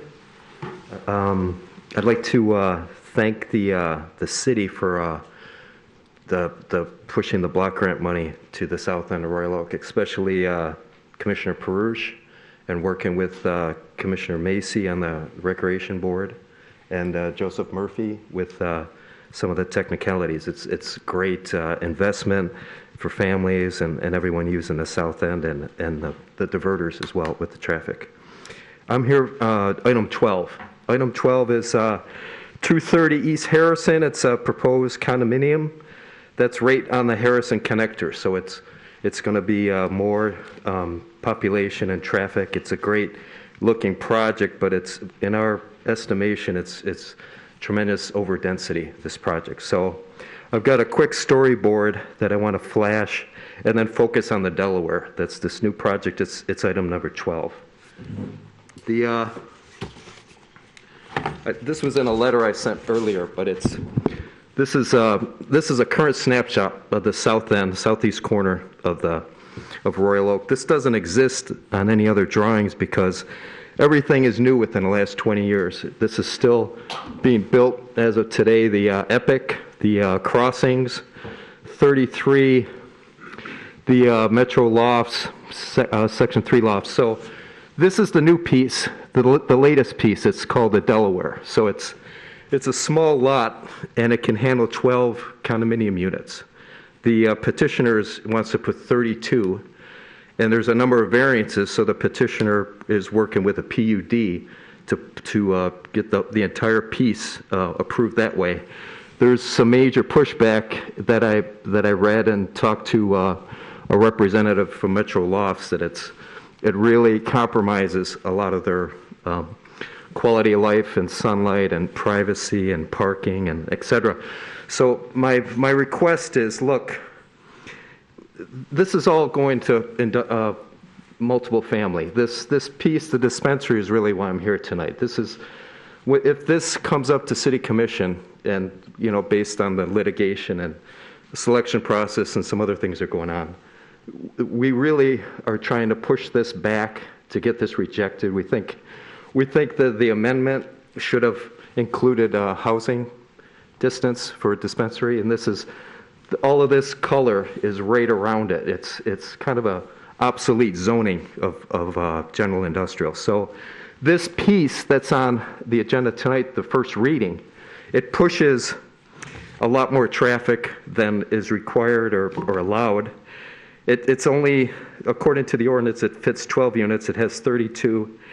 It has less parking. I think it's going to be an extra burden because we experience this. I live down here in the community of single family, but this traffic is flawed from 696 when 10 Mile had to be turned into a freeway, and there's no exit on 696 or entrance that goes directly into a residential area. So, Mr. Thompson, do you okay. need to finish up your last thoughts? All right, just quickly. If you could enforce the zoning ordinance for the Delaware and say, hey, it's a great project. It needs to meet the code. It shouldn't be a PUD. It doesn't give a benefit to offset the special privilege of being a PUD. And if and when the dispensary in Harrison comes in on the City Commission, Mr. Brake, if you could give us a public hearing only on that agenda item, because people are very interested in it. But thank you. Thank you, Mr. Thompson. All right. Yes, in the back.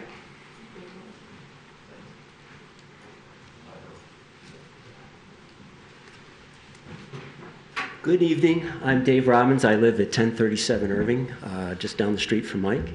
I'm here to express my family's enthusiasm for the Delaware project at 230. It's another residential development that is part of this very, very nice trajectory that we see down in what we call the Harrison Corridor. I've lived in Royal Oak for 32 years, and the transformation there over just the past 5 years is really, really wonderful. We want to ensure that moves all the way through to Main Street. It's a marvelous thing. That said, I do think that we need to spend a little more time, though, considering that whole Harrison Avenue. Right across the railroad tracks, we're planning on having a dispensary. It's basically a retail business. So the estimate is anywhere between 200 to potentially 600 cars a day through a residential area. In light of the Delaware going in, we're having more residents there being exposed to retail traffic. We think that we need some type of impact study in lieu of the master plan being updated, because as I understand, that takes quite a long time, and we do feel that we just need to concentrate a little on this impact of what's going to be going on in Harrison. That avenue is only 25 feet wide. So as Mike had just said, we have residences right across from the dispensary. It's very, very crowded. So we do need some thought and some study put into there to make sure that we can get the right mix and make sure that we're not creating further problems down the line. So again, thank you. Thank you, Mr. Robbins. All right, Mike.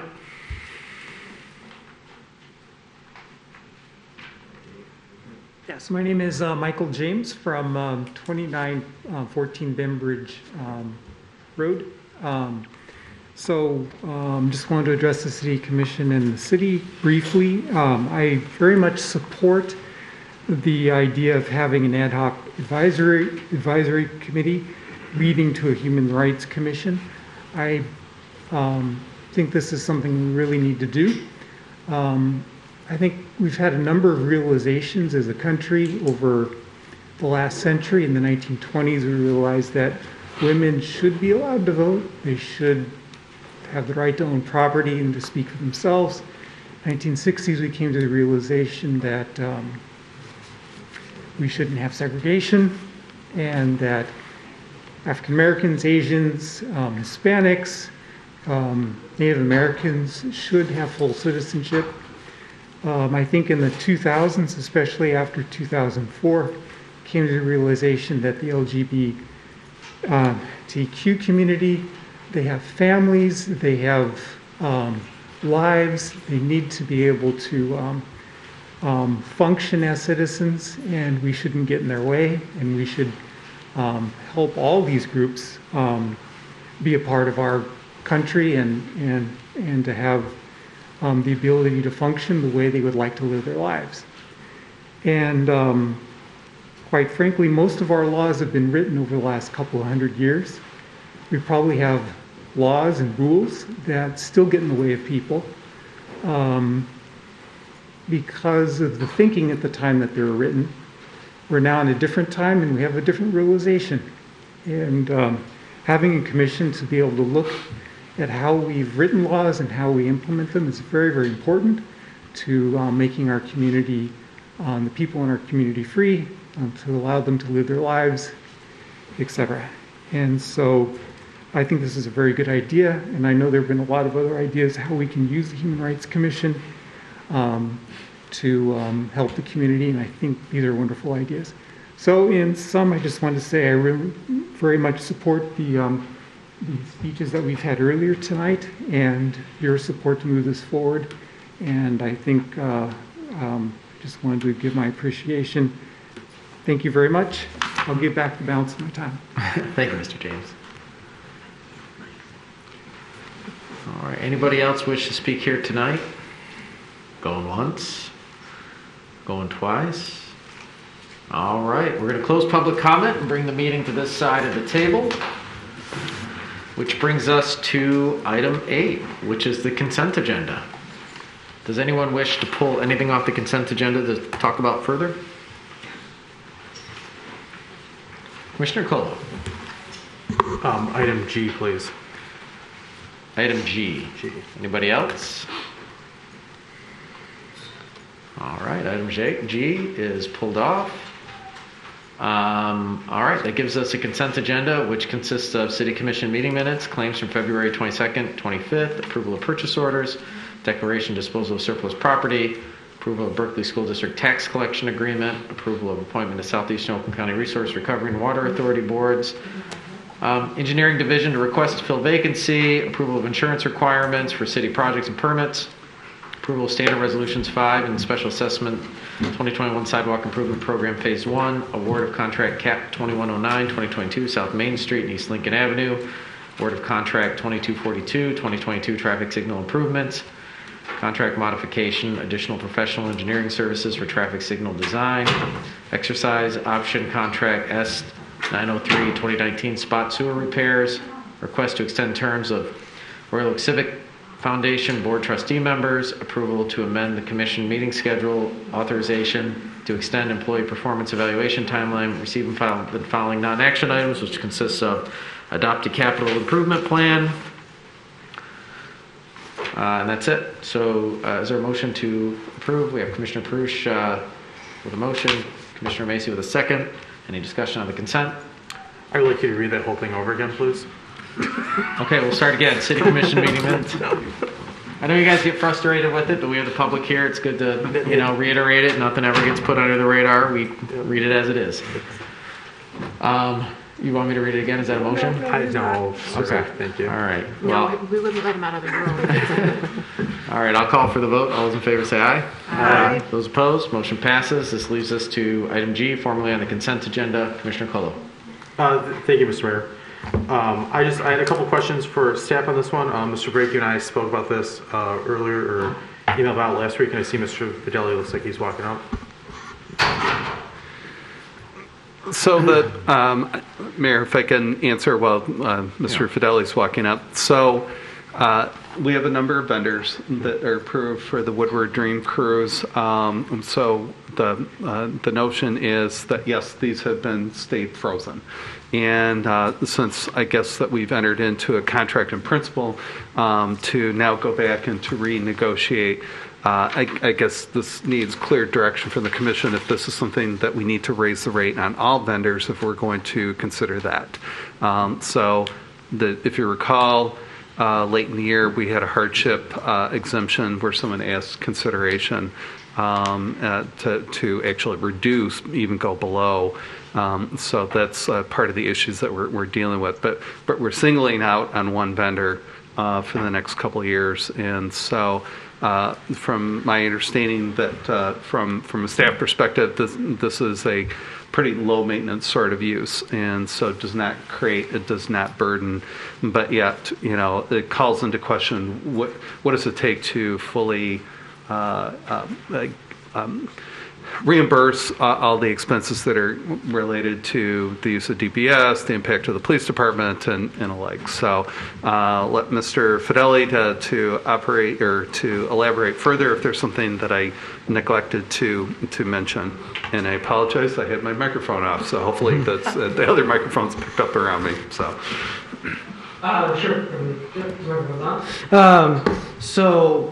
GM, they operate, they pay the city a $10,000 lease to operate the area that is the parking lot the city owns next to the Jeep lot on Woodward Avenue.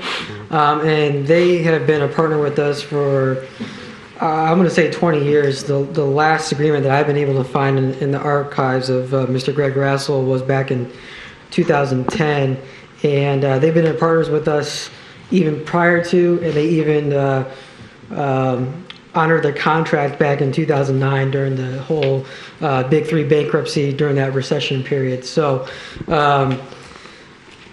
from, let's say, 2010 to now, it's been a $10,000 lease agreement. The previous meeting that I was at was one of our concession vendors who had requested a reduction in her lease due to the low vendor that she was able to provide due to the pandemic issues.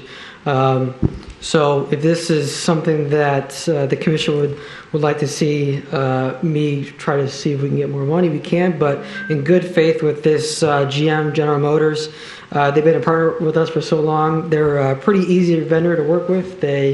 I've only done the Dream Cruise one time, but they came, they set up, and I didn't hear from them for the rest of the day. So,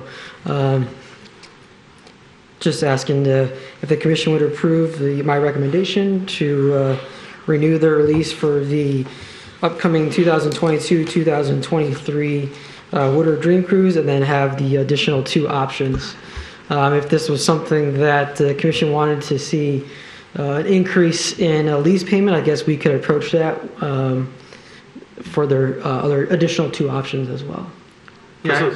Go ahead, Commissioner. No, sorry, sir. Go ahead. Yeah, I mean, my question, I don't have, a real issue with this year, all the things considered. Mm-hmm. We don't know, there's a lot of uncertainty. I guess my question is, it's like for $10,000, we're giving away the right to renew for two-year, so that's a 4-year, all at the, at GM's, or in this case, the applicant's, request. It's not mutual. So if we wanted to do something different there for Dream Cruise, if we had a problem with them, if there was an issue with, a conflict of sorts, our ability to remedy becomes more contentious. So I'm trying to figure out, we're giving them a great deal, keeping the rates with inflation and everything else going on. And, the throwing in there the 2 renewal periods just seems a little interesting to me. So I just maybe you could give a little thought behind that. That wouldn't be my first instinct given the, the situation to throw those in. Sure. And then just going off of the history of the contracts, they normally have had those 2-year renewal options. I think back in 2013 was the more recent one, where they had a contract through 2018, I believe. So it was just kind of a blueprint of what I was, from previous history, is what I was going off of.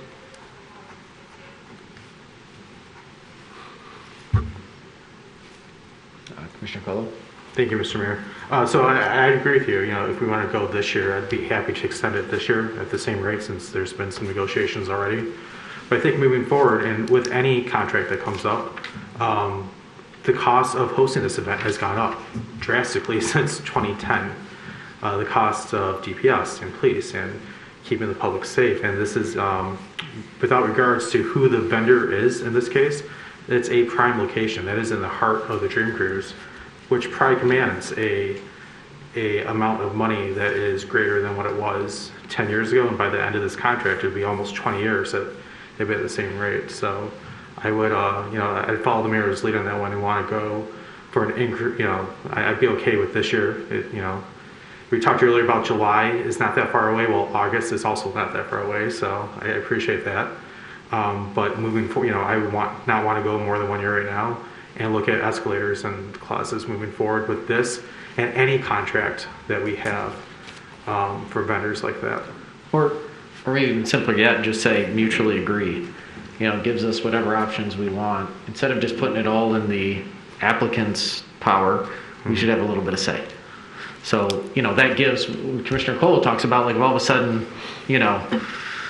inflation rates go up 40%, DPS costs go up 50%, and now you're doubled it, and we have to strategically think about what you want to do with permits in this area. That gives you the right to say, hey, in one of these renewal periods, like, hey, look, we're going to need to do something a little different, or your litter was horrible last time. We're going to have to add a provision to the contract to do this, or we have soil erosion. We can't do this. We had an issue. Our grass died. Whatever it may be. It gives you a little bit more flexibility, and we've been doing it for 20 years. We'll negotiate in good faith, but the power it's our land, it's public land, shouldn't all be in the power of them or any other vendor, in my opinion. But I just think if you change it to mutually agreed, then whatever you figure out is the best mode forward for everybody and everything, then I think that's probably the easiest path forward. But I'm a weirdo when it comes to negotiations. We all know when I first got elected, how I beat up on the cell phone tower companies. How'd that work out? Wonderfully. Are they paying more now? We got a lot more money, and we have the right to remove them if we need to. Commissioner Perush? I think some of your points are valid, but on the other hand, I don't want to lose them because of the location. Only certain vendors will be able to handle that size of a location in that specific spot in the cruise, and handle it as well as General Motors has handled it in the past, which is in a way that lessens the burden on our staff because they handle so many things that another vendor wouldn't be able to handle. So I can understand the argument that perhaps they're not paying enough or wouldn't be paying enough in years going forward. But on the other hand, I don't want to lose them because I don't think that the chances are really good that we would get somebody with the capabilities of handling a site that size in that location as good as General Motors does if they walk away. So I think we have to be very careful that we get what we think is fair, but on the other hand, we don't say to them essentially, oh, we'll get somebody else if you don't want to pay this. I don't think we would have that many other good options out there. Yeah, I appreciate that. I don't think they'd leave. Like we said, hey, now it's $11,000. It's going to cost them way more than $500 to find a new site. And if they're going to abandon, the area, they're going to abandon the whole Woodward cruise too. So I understand exactly what you're saying. I just say that comes in the negotiation for every 2-year renewal period. You know what I mean? Like that's where we don't get greedy. We're not trying to extort anyone, but it gives us an option to say, hey, you know what? We're raising the rates among everybody. You can't have the rate you had 20 years ago. We got to raise the rates to, we're raising everything by 10% just to cover our costs on all permits for Woodward Dream Cruise. And that affords us the opportunity to do that and treat them the same way we would treat. Everything you're saying is correct. I don't know that they would walk away for, $500 or $1,000 or $2,000. Yeah, I agree. I just think we have to be careful not to get greedy. Yeah, for sure on that. What'd my accountant say? Pigs get fat, hogs get slaughtered. I don't know if he's a good accountant, but haven't been audited. That's a joke, by the way. Thanks, Dad. He was audited.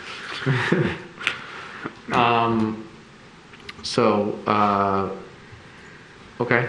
Mr. Colo, what do you want to do? You're the one that took this So up. I guess I'd go to Mr. Brake and Mr. Fidelli. Do you want to bring us another? Do you want to draw a motion tonight? Do you have direction here to go you want us to negotiate approve, this? Now, here's what I'd suggest. You said that you're fine with 1 year. Just approve that, and because we don't want to hold this up. Right. So we're talking about in future years. We have time to do that. So no, I'm not suggesting that you rewrite it. Yeah. And then the message back to the applicants, just like, hey, we just want to stop, check, and just make sure that we have all of our ducks aligned. That it's not. Don't take it as anything negative. It's just we want to be fair to everybody that is getting a permit. There. Sure. Okay. All right. Go ahead. So, Mr. Mayor, I move that staff negotiates a contract with GM for $10,500 for this year's Dream Cruise, and enters into negotiations and brings us back language for the rest of the years. Okay. Motion by Commissioner Colo. Is there a second? Second by Commissioner Douglas. Discussion? Commissioner Macy? So is that enough? We have an agreement here that we're not approving. So if we're sending them back and with instruction to negotiate, are we also pre-approving an agreement that we assume will look? I think it's the same agreement minus the extension options. That's my understanding, right? That is correct. I would concur. Okay. And then with in the motion, a little added direction to go back and talk about, what those are, bring them back next year or something like that. Right. Okay. Gotcha. In my defense, I did ask for the motion. All right. Any discussion? I asked them to give me the motion. All right. I'll call for the vote. All in favor say aye. Aye. Those opposed? All right. Motion passes. Thank you. All right, thank you, Mr. Fidelli. Thanks, John. All right, this brings us to item 9, which is the public hearing of necessity, standard resolutions 3 and 4, assessment paving, public parking on Delamere Boulevard. I see Ms. Donahue here. By the way, I don't think any of your work is lame. I think it's amazing, and we appreciate all the hard work that you and your staff do on a daily basis. Thank you, I appreciate that. And good evening to you and to the commission. Tonight, we have the public hearing of necessity for the angled parking spaces that are along Delamere Boulevard. That's between Normandy and 14 Mile Road. All the property owners within the special assessment district specifically requested these parking improvements, so we consider 100% of the district to be in favor of the work. Standard resolutions 1 and 2 were brought to you previously and approved. So the appropriate course of action tonight would be to open the public hearing, and then once that is concluded, I've provided standard resolutions 3 and 4 for your consideration. Standard resolution 3 would deem this project a necessity, and then standard resolution 4 sets the date for the public hearing of assessment, which would be on April 11th. Questions, Ms. Donahue? I don't see any. Okay, I'll open up the public hearing. Same rules apply as public comment. Anybody? All right, I'll close the public hearing, bring the meeting back up to the side of the table. We have some recommended resolutions here that are pretty standard, 3 and 4. Commissioner Prush? I'll take them one at a time. Move approval of Special Assessment Standard Resolution 3. Okay, a motion by Commissioner Prush. Is there a second? Second by Commissioner Dubak. All right, discussion? All right, with none, I'll call for the vote. All those in favor say aye. Aye. Those opposed, motion passes. All right, Commissioner Prush? I will move approval of Special Assessment Standard Resolution 4. Okay, a motion by Commissioner Prush. Is there a second? Second by Commissioner Douglas. Discussion? All right, with none, I'll call for the vote. All those in favor say aye. Aye. Those opposed, motion passes. All right. This brings us to item 10 tonight, which is the authorization to file foreclosure proceedings, housing rehabilitation mortgage. Mr. Murphy. Good evening. The city's housing rehab program issues loans to income-eligible homeowners to conduct rehab of their house. And we secure those loans with a lien on the property and a promissory note. And in March of 2018, there was a homeowner who had secured a loan to conduct some rehabilitation work to her house. Unfortunately, she passed away in May of 2020. She was making monthly payments on the loan up until that time, at which time under the terms and condition of the loan, the balance of the mortgage becomes due. So the city staff had provided the heir of the estate a letter indicating as such. We did not receive a response. So we had our outside legal counsel send 2 written statements, similar statements, and we have not received any response. And that's been 22 months since the individual has passed away. So we're looking for the City Commission's authorization to initiate the foreclosure process. And a little bit more background on the particular site is that, to the best of our knowledge, no one has lived in the house since the individual passed away almost 2 years ago now. The heir of the estate does not live within the city. They live in a different community. And more recently, the Department of Public Service had to go to the site due to, we'll say, water pouring out of the structure itself. And they had to turn off the water service to the house. So the house is certainly not habitable at this point. So there's no one's being evicted from this dwelling based on any action that the City Commission is being asked to take tonight.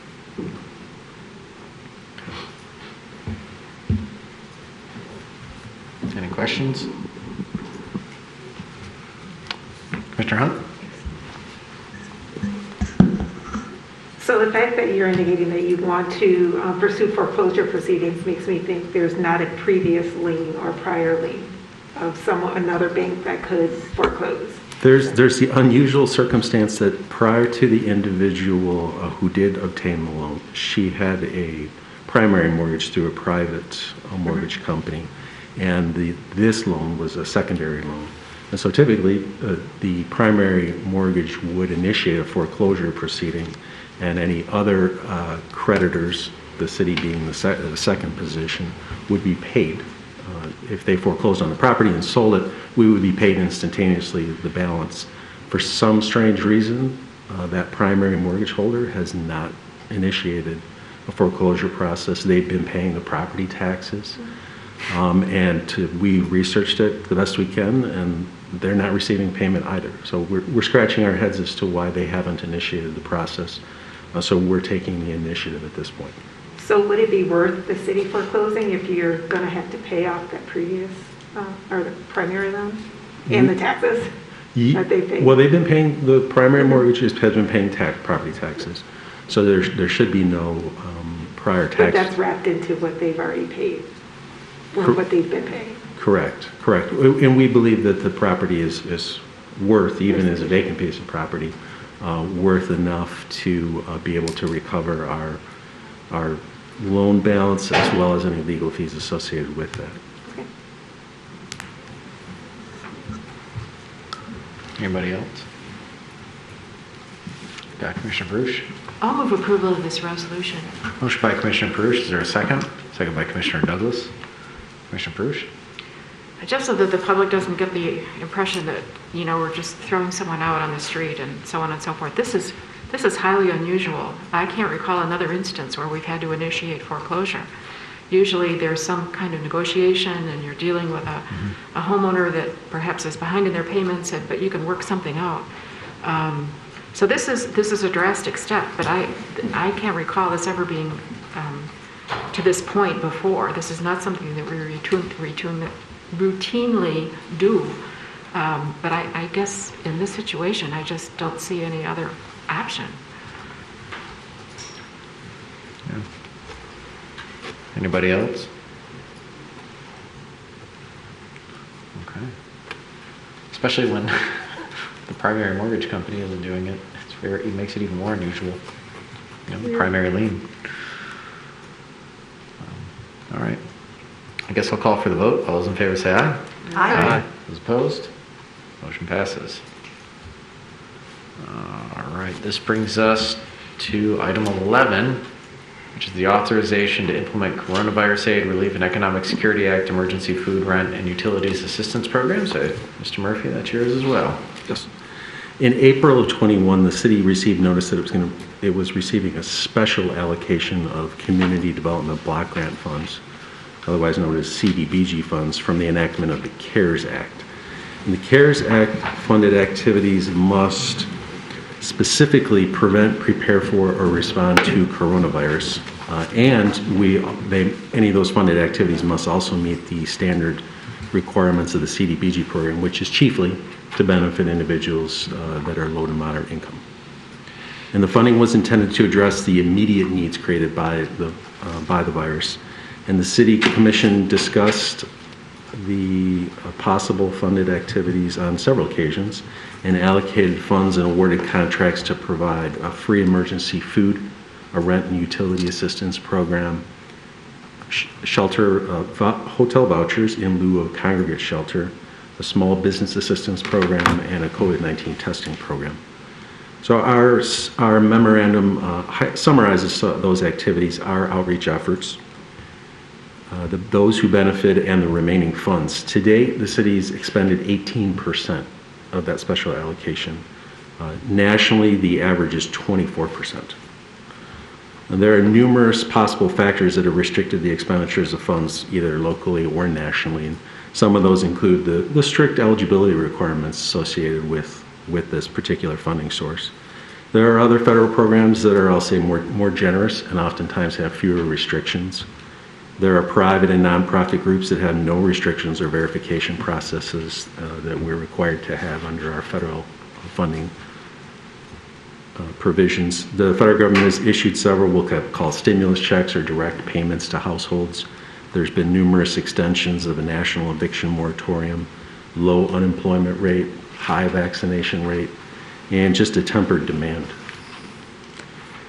While the service contracts for the South Oakland Shelter and the Legal Aid and Defender Association, those have both expired, but I reach out to those agencies and both are interested in the possibility of operating once again programs that are previously approved by the City Commission for emergency food and for rent and utility assistance. So there's a motion. If the Commission agrees with staff, there is a suggested resolution for you to consider.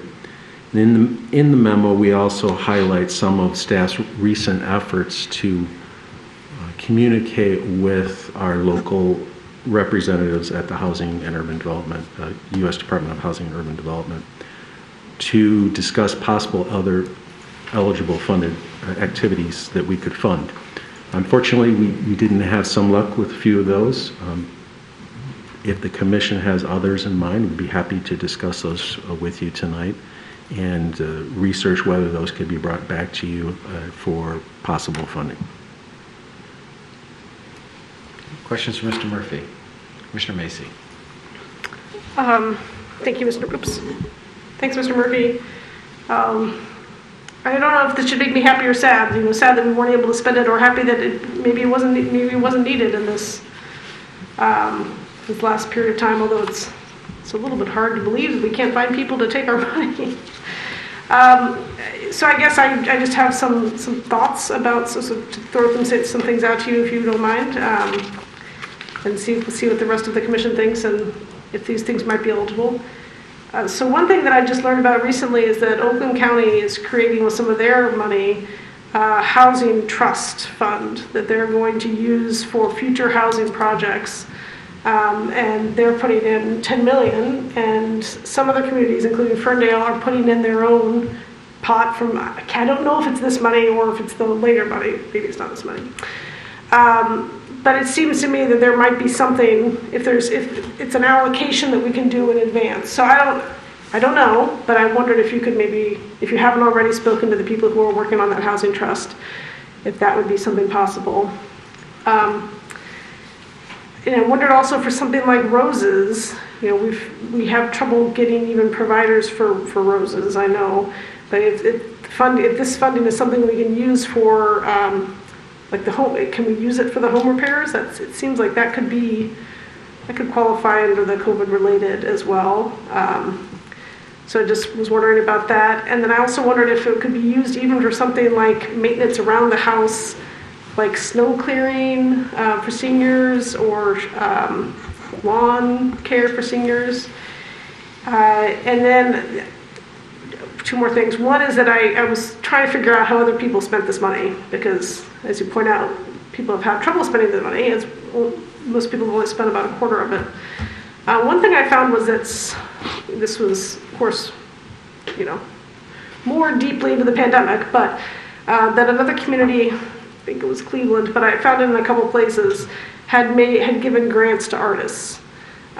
So people who had lost a lot of their income during the pandemic, and so there were both artists and art nonprofits that were able to use this, and this was the CARES Act fund.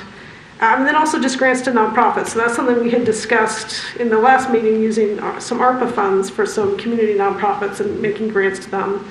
And that seemed like something that might be possible too.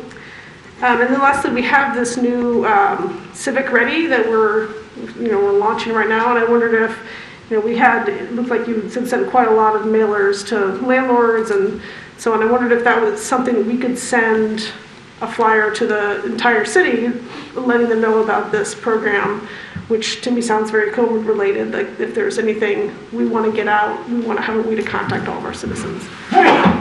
Bless you.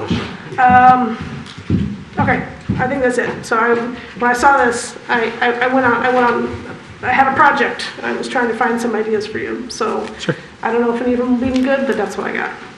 Would you like me to speak to just some of those in general? Yeah, let's knock it out. Okay. The Housing Trust Fund, that general topic, the funds that you're referencing, they were a pool of funds that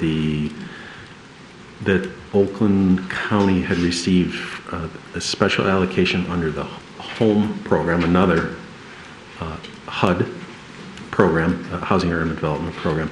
And HOME funds are the largest pool of federal funds specifically dedicated to housing, precisely housing. And that was a special allocation that was received by the county from the enactment of the American Rescue Plan. So different pool of funds, and yes, it did have some very open-ended eligibility requirements and activities that you could spend it on. I can look into whether these funds may be eligible to support something like that. I would have to look into it further. I'll come back to those 3 points that any CARES funded activity. So whether it was our small amount that we received from the Community Development Block Grant Program, or any funding from the CARES Act, has to specifically respond to coronavirus, prepare for coronavirus, or react to. So it's very specific. And the ROSES program, an individual would have to demonstrate that they were economically impacted by coronavirus. So they have to sign a consent form. Any beneficiary of any of these programs, whether it's a program run by the city or by one of its nonprofit partners, they have to obtain specific verification from the direct recipient. And so they would have to check the box that they've lost income due to coronavirus, the onset of coronavirus. So we can try that with the ROSES program. They also have to meet the income eligibility requirement. The art funding program, I'm assuming that fell kind of under the umbrella of a small business assistance program, which we did try. We didn't have a single eligible, unfortunately, business that approached us. We had about 5 contact me, but they didn't meet the provisions that were set by the city commission. Most of them were franchisees. And at that time, there was whatever the acronym stands for, PPP, which didn't have, we'll say, any strings attached to it whatsoever. There was no commitment to have to repay it back. And with the Community Development Block Grant funds, there were specific provisions that they had to hire or retain a certain percentage of low to moderate income employees. And businesses at that time were extremely unwilling to commit to that because of the uncertainty of the business world. So my guess is that the art funding program fell under some type of small business program. We can certainly try and resurrect that program. It wouldn't be difficult to do that, and we already have the vehicle to accomplish that.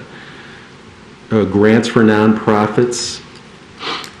This particular funding source doesn't allow for grants for nonprofits. The ARPA funds, American Rescue Plan funds, certainly do allow for direct grants. This set of funding would allow for us to partner with nonprofit groups to operate public service programs such as the three that were approved by the commission quite some time ago. And those being the rent and utility assistance program, the emergency food, and providing hotel vouchers for individuals who are homeless in lieu of staying in congregate shelter.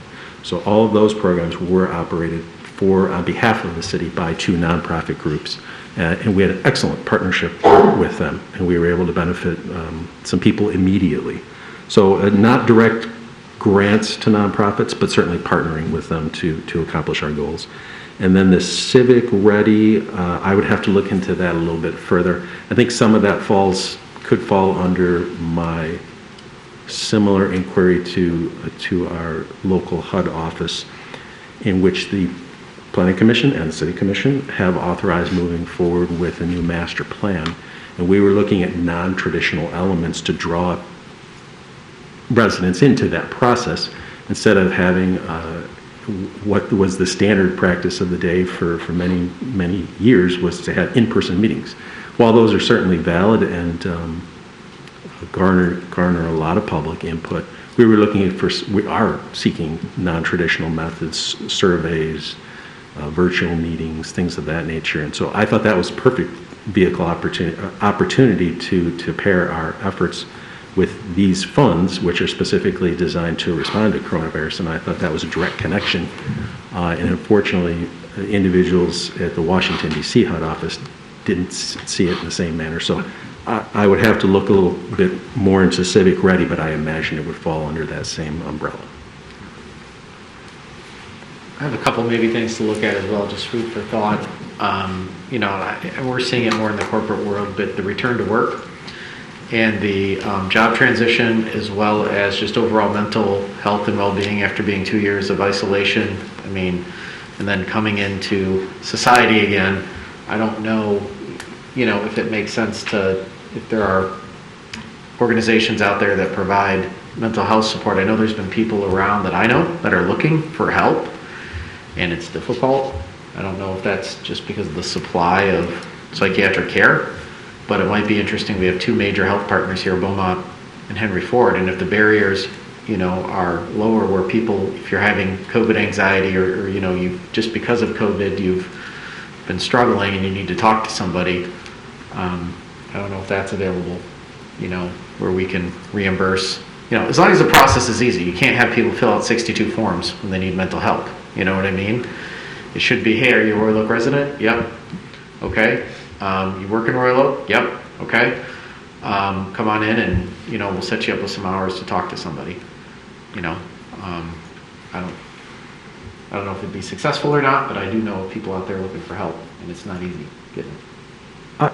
I'll speak to partnering with some of the nonprofit groups. Initially, when the City Commission reviewed eligible activities, you had narrowed down to a variety of several different things that you thought you definitely wanted to fund.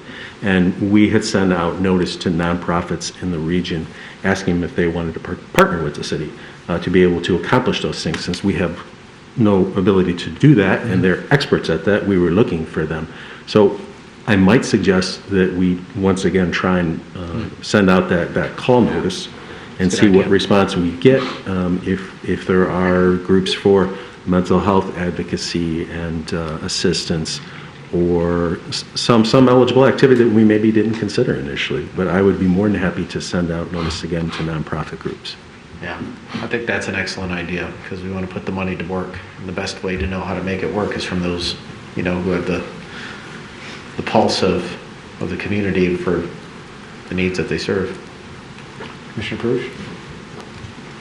I think that's really a good idea to recontact them, because certainly I think their situation has changed. Mm-hmm. It's very possible that when we initially contacted them, they were just struggling just to keep their doors open because of staff shortages and people who were in COVID isolation and, they couldn't get extra help and so on. And so their ability to manage an additional influx of stuff from us was just beyond their capacity. But it's very possible that at this point in time, that situation has changed enough so that they could actually handle and manage a grant of money and be able to staff it and to actually utilize the money. So I think it's a good idea to contact them again and just see if their situation has changed. Commissioner Douglas and Commissioner Cole. Yeah, a comment and then a question.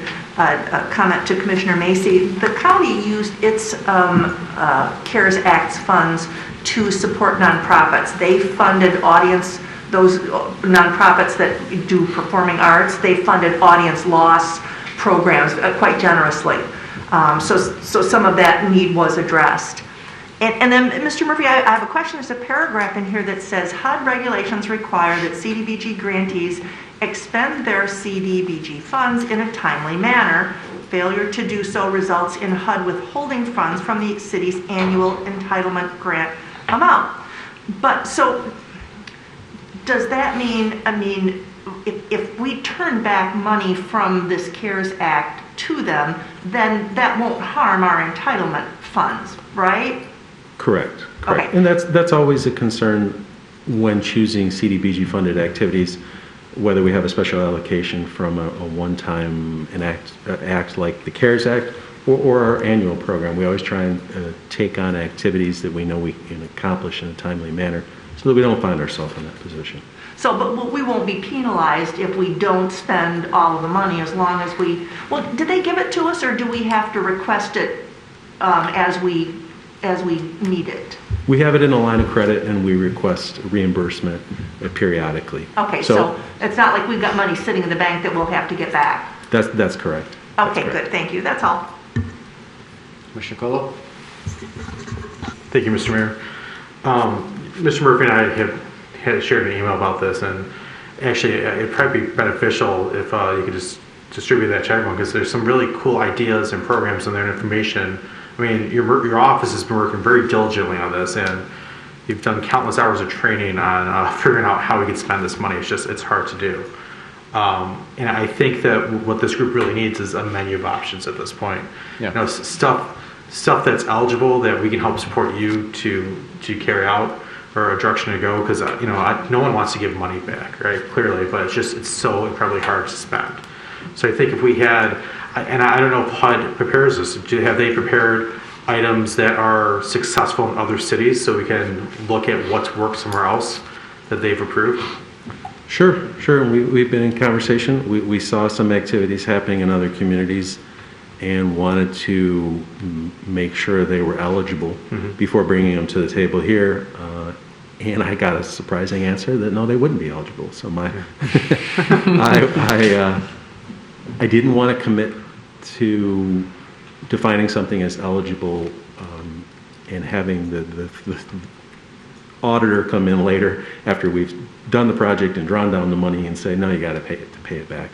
That's never a good thing a position to be in. So I was very disappointed with some of our research to determine that it was ineligible. Even after pointing to some examples I found online, they said, well, we haven't gone out and audited them yet. So don't take that as word that it's an eligible project just because you found it on the internet. Yeah. And I was disappointed as well. And so along those lines too, I think, if we need, maybe we should engage our local U.S. legislators, see if they can lean on HUD. I mean, you have mentioned that Congress is itching to see why people aren't spending this money, and they probably need to know that it's too hard to spend. A lot of restrictions. Yeah. And then finally, the last point, we talked about nonprofits being burdened and kind of is cumbersome to try to maybe apply back in, mid 2020 or late 2020 when we enacted this. I think the same might go for business relief again. No one took advantage of our business relief early on in the program. And looking back on the time, they were just trying to get bodies in the door, let alone take the time to fill out 20 pages of paperwork.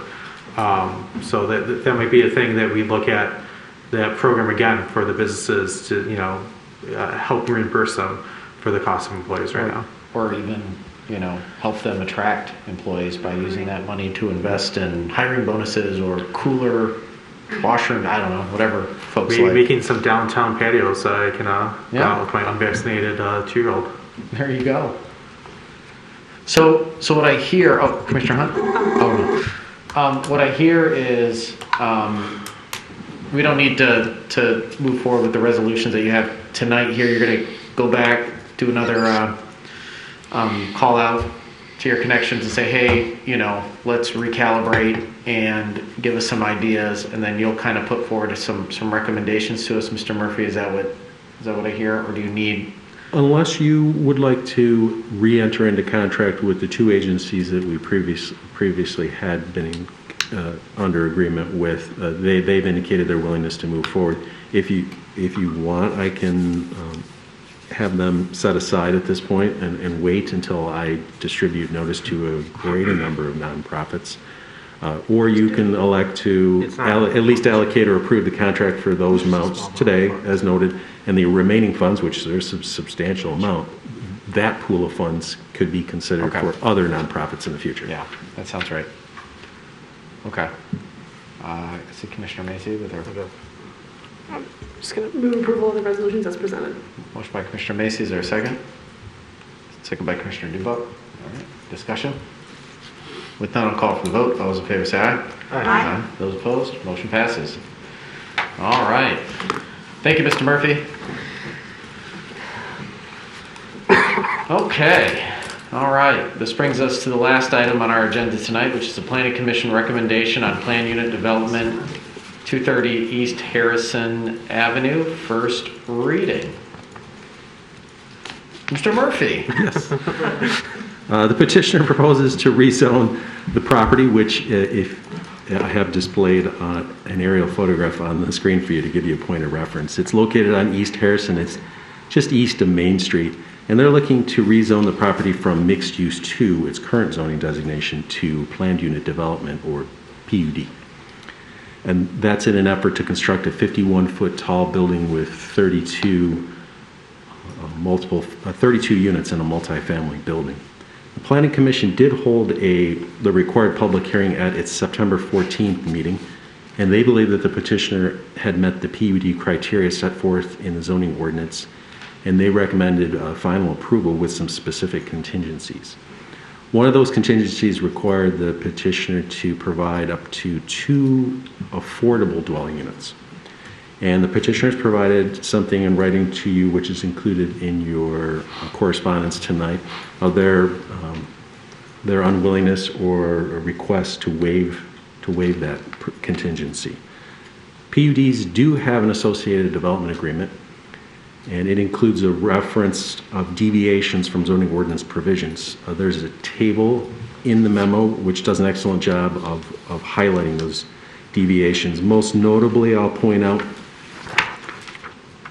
that the current ordinance provisions would allow for fewer units than the petitioner is proposing. The petitioner is seeking to build a 51-foot tall building, and the maximum allowable height currently in that zoning district is 30 feet. They are also seeking deviations from the setback standards and from the required amount of off-street parking. Two parking spaces are required per each dwelling unit, and the petitioner, their proposal equates to 1.3 parking spaces per unit. The rezoning is an ordinance amendment which requires a first and a second reading prior to adoption. The petitioner is present tonight, and I think it's worth having a conversation with them prior to taking any action. There are several different options available to the City Commission, which are highlighted in the staff's memorandum. Questions for Mr. Murphy? Okay, I take it you guys are the petitioners. Not a smart man, but by deductive of logic, and I remember you from the Planning Commission meeting. So. Okay. You guys want to come on up and maybe talk a little bit about the project, bring this body up to speed, and Sure. Good evening, Mayor, members of the Commission, City Clerk, City Attorney, City Manager. My name is Gabe Rubin. I'm the managing member of Royal Oak Development Company, the owner of 230 East Harrison Avenue. Here tonight beside me is Brian Howard, principal of HF Architecture. He is the architect on record of this development. I'll also add that Brian is a longtime business owner in the city of Royal Oak. Before we go through the proposed development, I would like to formally retract the letter that I submitted requesting the removal of the requirement to have 2 out of the 32 units be affordable housing. After hearing some of the other agenda items and listening to some of the more recent city commission meetings, I'd like to figure out a way that we can work together and request that some of the money that is available under the American Rescue Plan Act be used to help subsidize the loss in rent.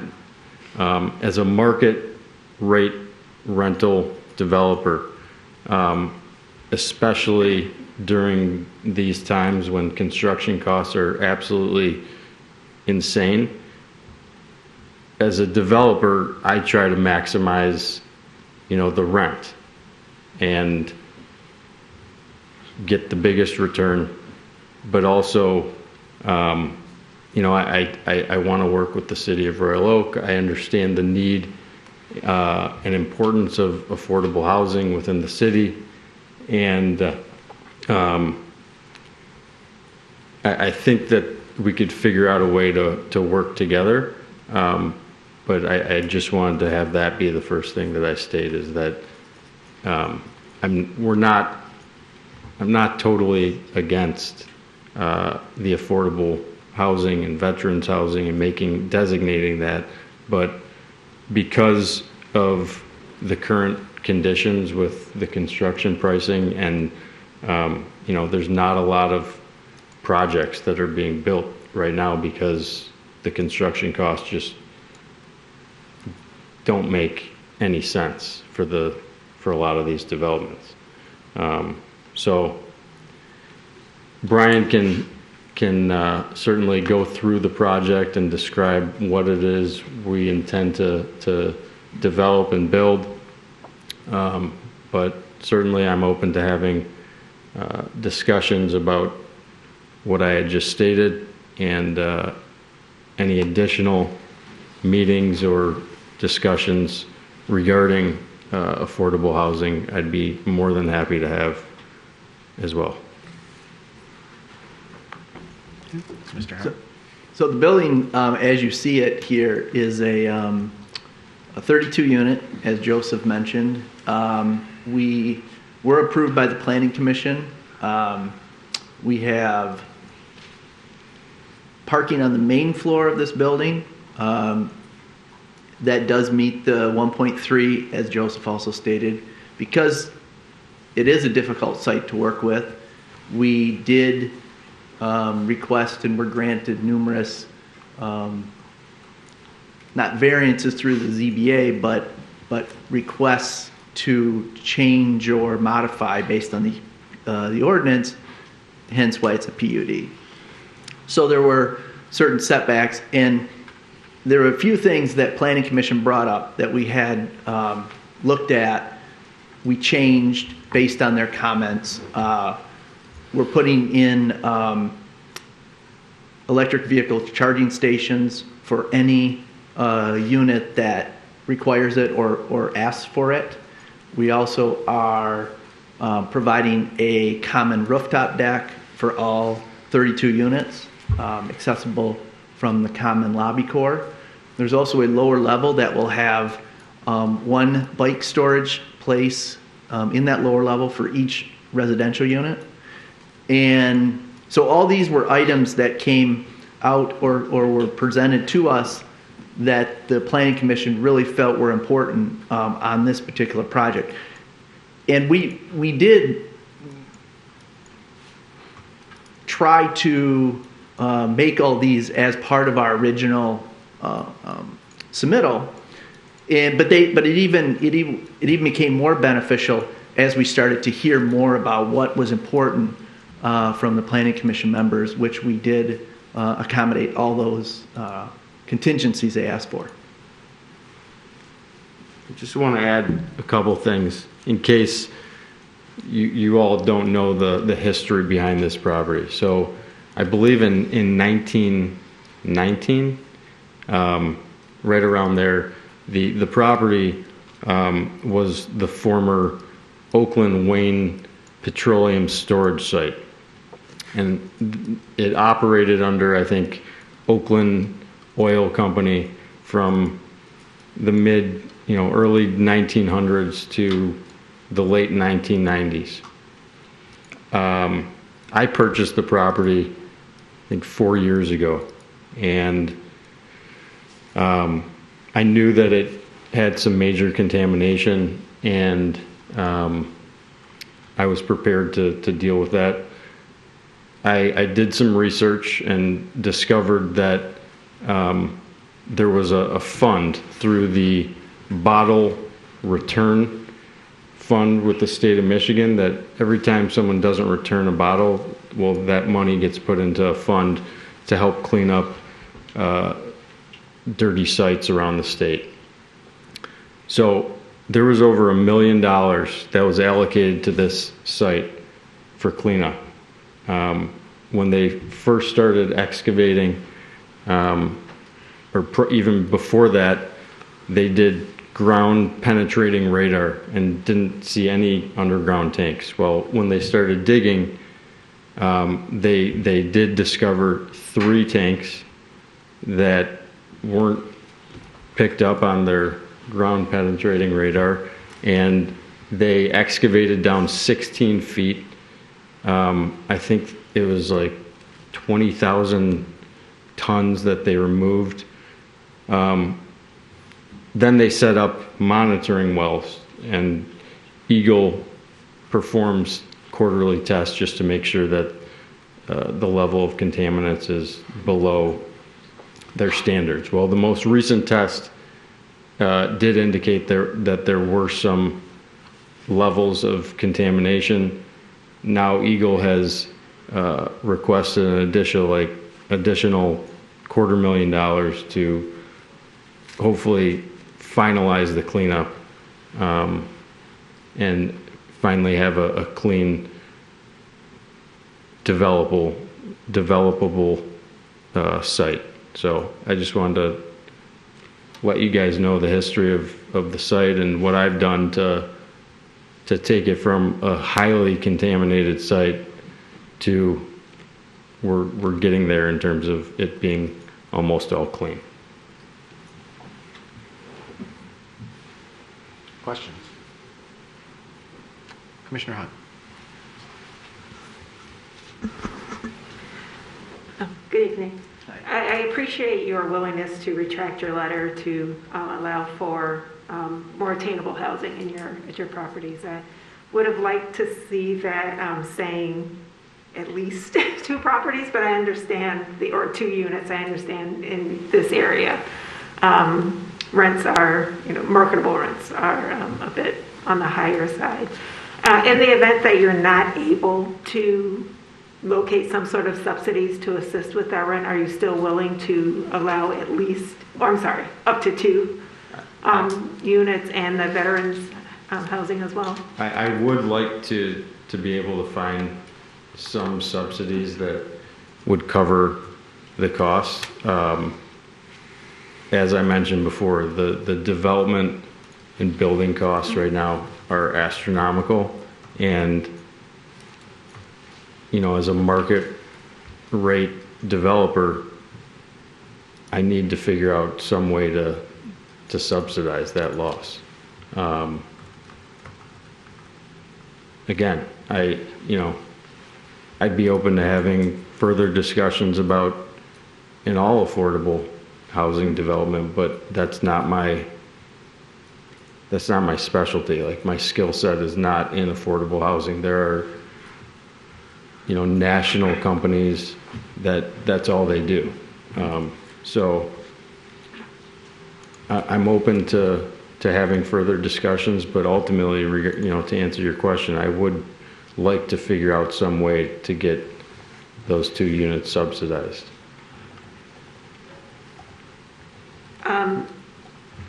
I noticed that your plan indicates that there would be a garden roof or some sort of green roof. Can you explain that a little bit more? And is that the roof, would that be enough to soak up all? Not entirely all of the stormwater, but it will absorb up to 50% of the stormwater. So only 50% of what will be absorbed, 50% will go into underground tanks underneath our building, excuse me, and then will slowly go into the system. So it does not take all of 100% stormwater away, but it does take a vast majority of it away. Okay. All right, thank you. And Commissioner Douglas? Yeah, just a quick question about height.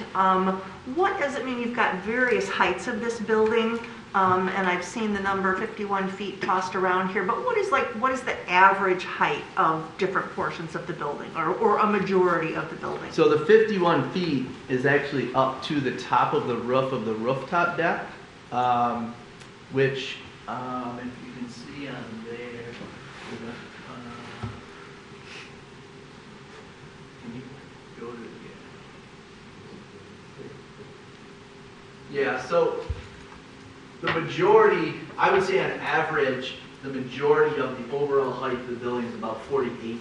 Okay. If you take into account the elevator and stair extension, but then take into account the parapet that runs around the building, I would say an average of 40 to 49 overall.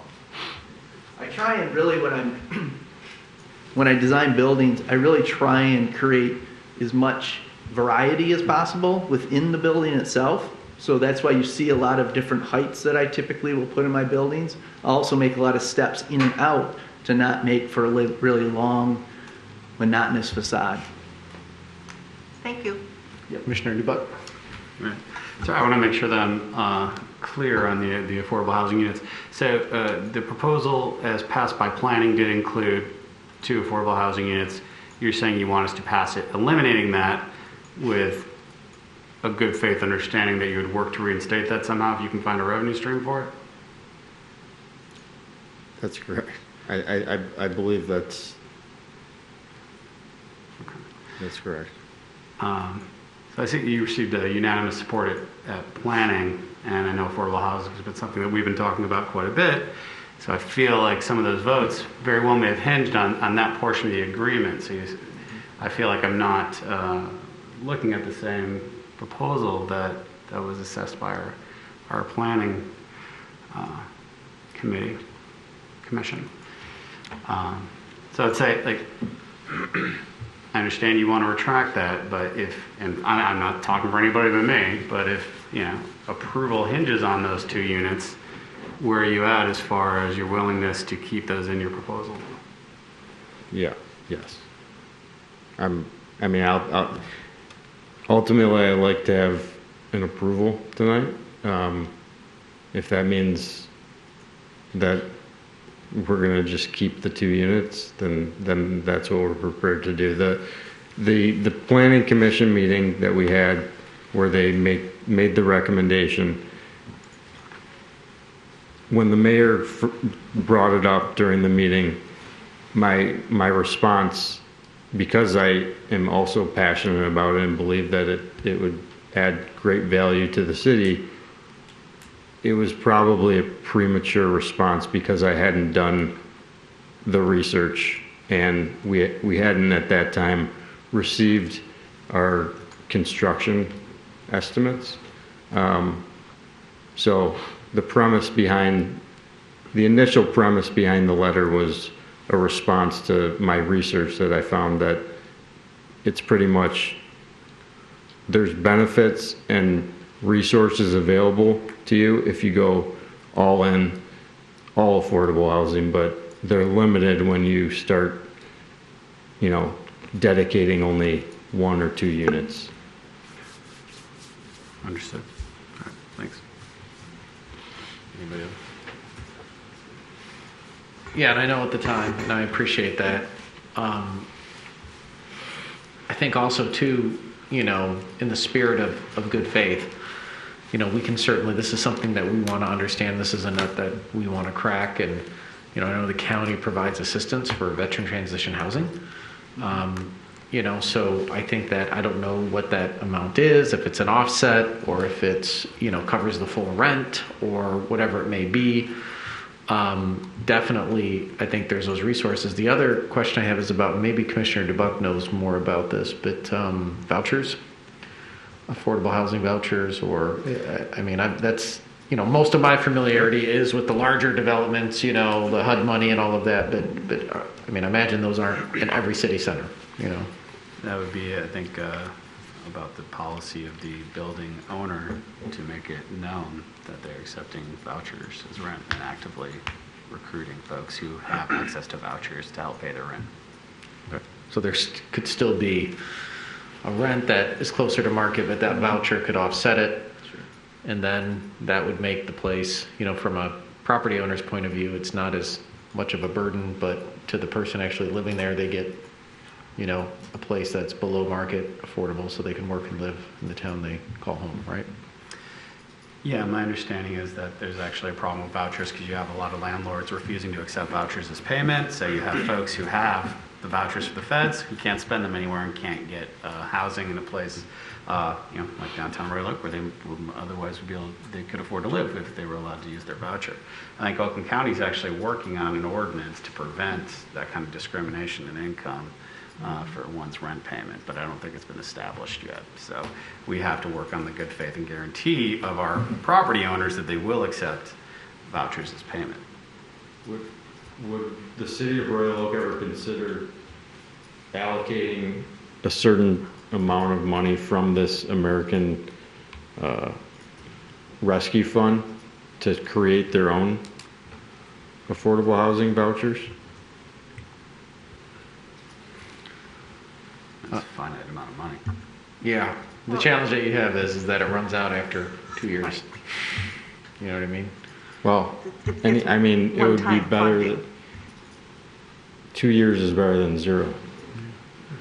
I think that, and that's something that we'd have to talk about, and it's on our list. So, I think that's a conversation that we'd like to have from your point of view. Sure. We're getting a little off topic here because we realize we're not going to be able to build, 400 units, get the economies and the traditional sense of making housing attainable. Our thought is, aging in place, living in place, being able to afford to live here if you're, police officer, postman, teacher, whatever it may be.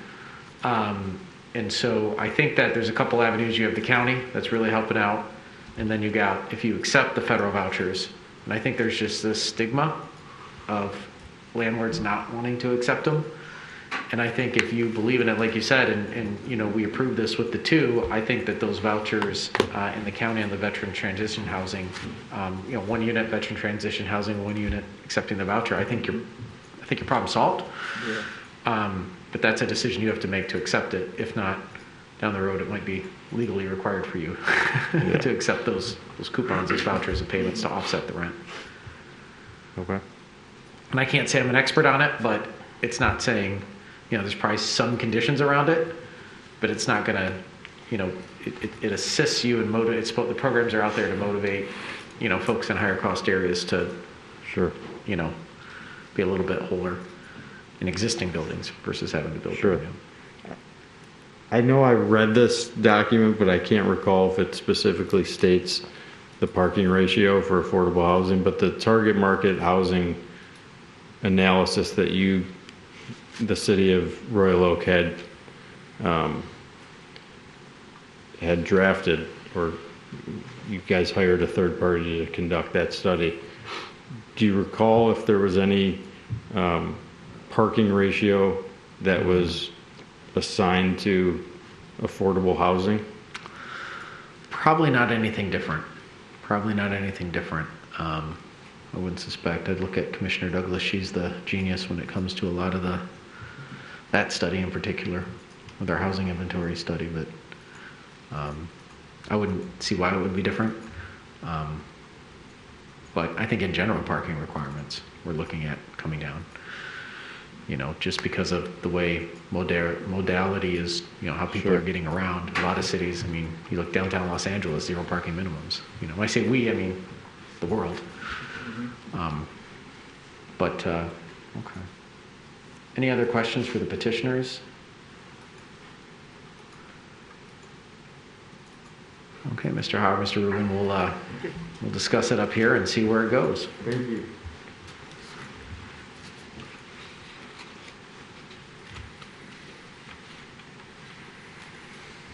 Mr. Cullo. Thank you, Mr. Mayor. Mr. Murphy, I just have a question about the packet quickly. There is a deficit in trees. And I saw there was a number, I think like 4,200. That is being paid into the tree fund, correct? I'd have to go back and look at that one again. I don't know that off the top of my head. Okay. I don't know that off the top of my head. I can look at it while you discuss something else, but it doesn't ring a bell right away. While you look, I will discuss. I'll just say I love the green aspect of this. The green roof is great. I think it's something we'd like to see on all our city projects. I mean, this has really ticked the box on a lot of our green infrastructure that we have asked for over and over again. So, you know, the fact that we have the green roof, and then the electric charging stations, I mean, that is the next move. And, you know, we need to be an electric hub in Oakland County and Michigan. So I think that's great for the city all around. I'm not concerned about the density bonus. Metro Lofts had 100% density bonus right next door. Metro Lofts is also at 51 feet at their high peak. So this seems to be the same as their neighbors. So I think it's harmonious with the neighborhood. I'd be interested to see how the conversation goes about housing here and enforcement of that. But I think, Mr. Brigg, this is back to our conversation that we've had so many times now of our PUD and community benefits plan.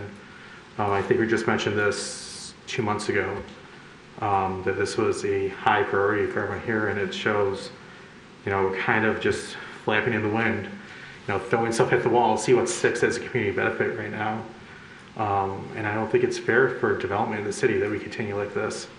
So I'm just going to say again that I think it's paramount that we get a community benefits plan in sometime early this year.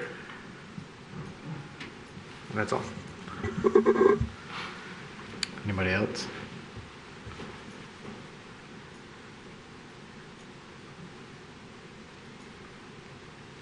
If you'd like, I can circle back to the point about the trees. I talked long enough.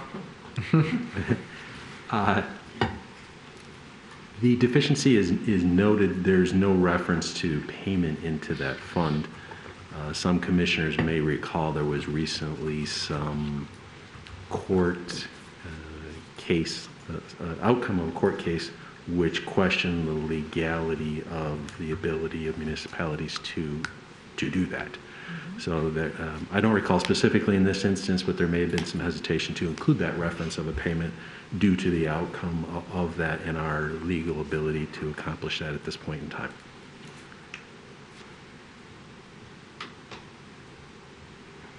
Commissioner Macy. So I'd like to see the attainable housing units maintained in this plan and in order to support it. For the trees, so I understand why we might be hesitant given the litigation, but it also feels like we just charged some other people for it and it's still on the books, so we should consistently keep doing it. And then if we get smacked down, we might have to pay them back, but it doesn't seem fair to me that we can pick and choose at this point who's not doing it, who's doing it, who's not. It's just my thought. Commissioner Colo. I move approval of the PUD as presented with enforcement of the tree ordinance. Motion by Commissioner Colo, is there a second? Commissioner Douglas, second? Okay, discussion. Commissioner Macy. Does as presented include the 2 units of attainable housing? As presented. Okay. Commissioner Dubak.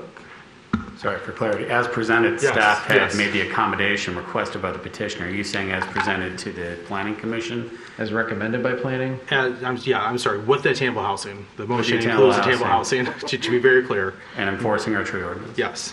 Okay.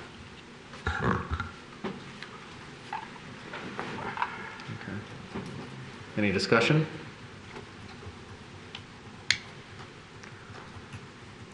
None? Okay. I mean, I think it's a really good project.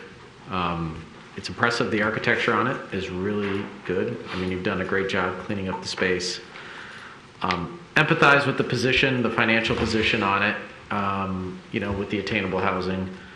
But I think there's a path there. I'm highly confident there's a path forward. So I'm not putting the money up for the project, so I'm not the one that has to worry about it, fully understand that. But I think that you're going to find especially by the time you construct this over the next couple of years, there's going to be, something in place. And we welcome, and I welcome that conversation to figure out how we do that, because I'd love to replicate it in every development that we have coming forward. That's not just lip service, that's something we're passionate about. And so you have 2 years before you collect that first rent check. Right. So we'll work to get there. And then the trees, we'll see where that goes. That's still kind of up in the air, but we've had people, you guys don't see it, but we've had people up here constantly. We've been very vigilant with every petitioner about the tree ordinance. I don't know what that means exactly for you yet. It shouldn't be something that will, break you, but, just know, don't take offense to that. We're just trying to be fair and equitable to every petitioner that comes in front of us. So that was a good catch. All right. I'm going to call for the vote. All those in favor say aye. Aye. Those opposed? Motion passes. All right. Congratulations. It's going to be a nice project. Thank you. Is it Tuesday? Is it Wednesday yet? Not quite yet. This is an early night for us lately. Yeah. Thank you very much. Thank you, guys. Thank you. Commissioner Dubak? Yeah, thank you, Mayor. Just real quick, I had a bit of a brain fart there. So much talk about our human rights ordinance tonight. Our human rights ordinance actually prohibits discrimination based on source of income, and I think that's just something we need to promote more. It is actually illegal in the city of Royal to prevent people from paying their rent using a federal voucher, according to our HRO. So, and this guy's not a lawyer, but my goodness, you that. made Mr. Calling. Monday nights. All right. Anything else? You want to put a motion out there to adjourn? So moved. A motion by Commissioner Douglas, or a second? Second by Commissioner Macy. All right. Any discussion on this motion? All right. With that, I'll call for the vote. All those in favor say aye. Aye. Those opposed? Motion passes. We're adjourned. totally forgot we were Hey, Paul, source of income. what's the situation with masks? Protecting class.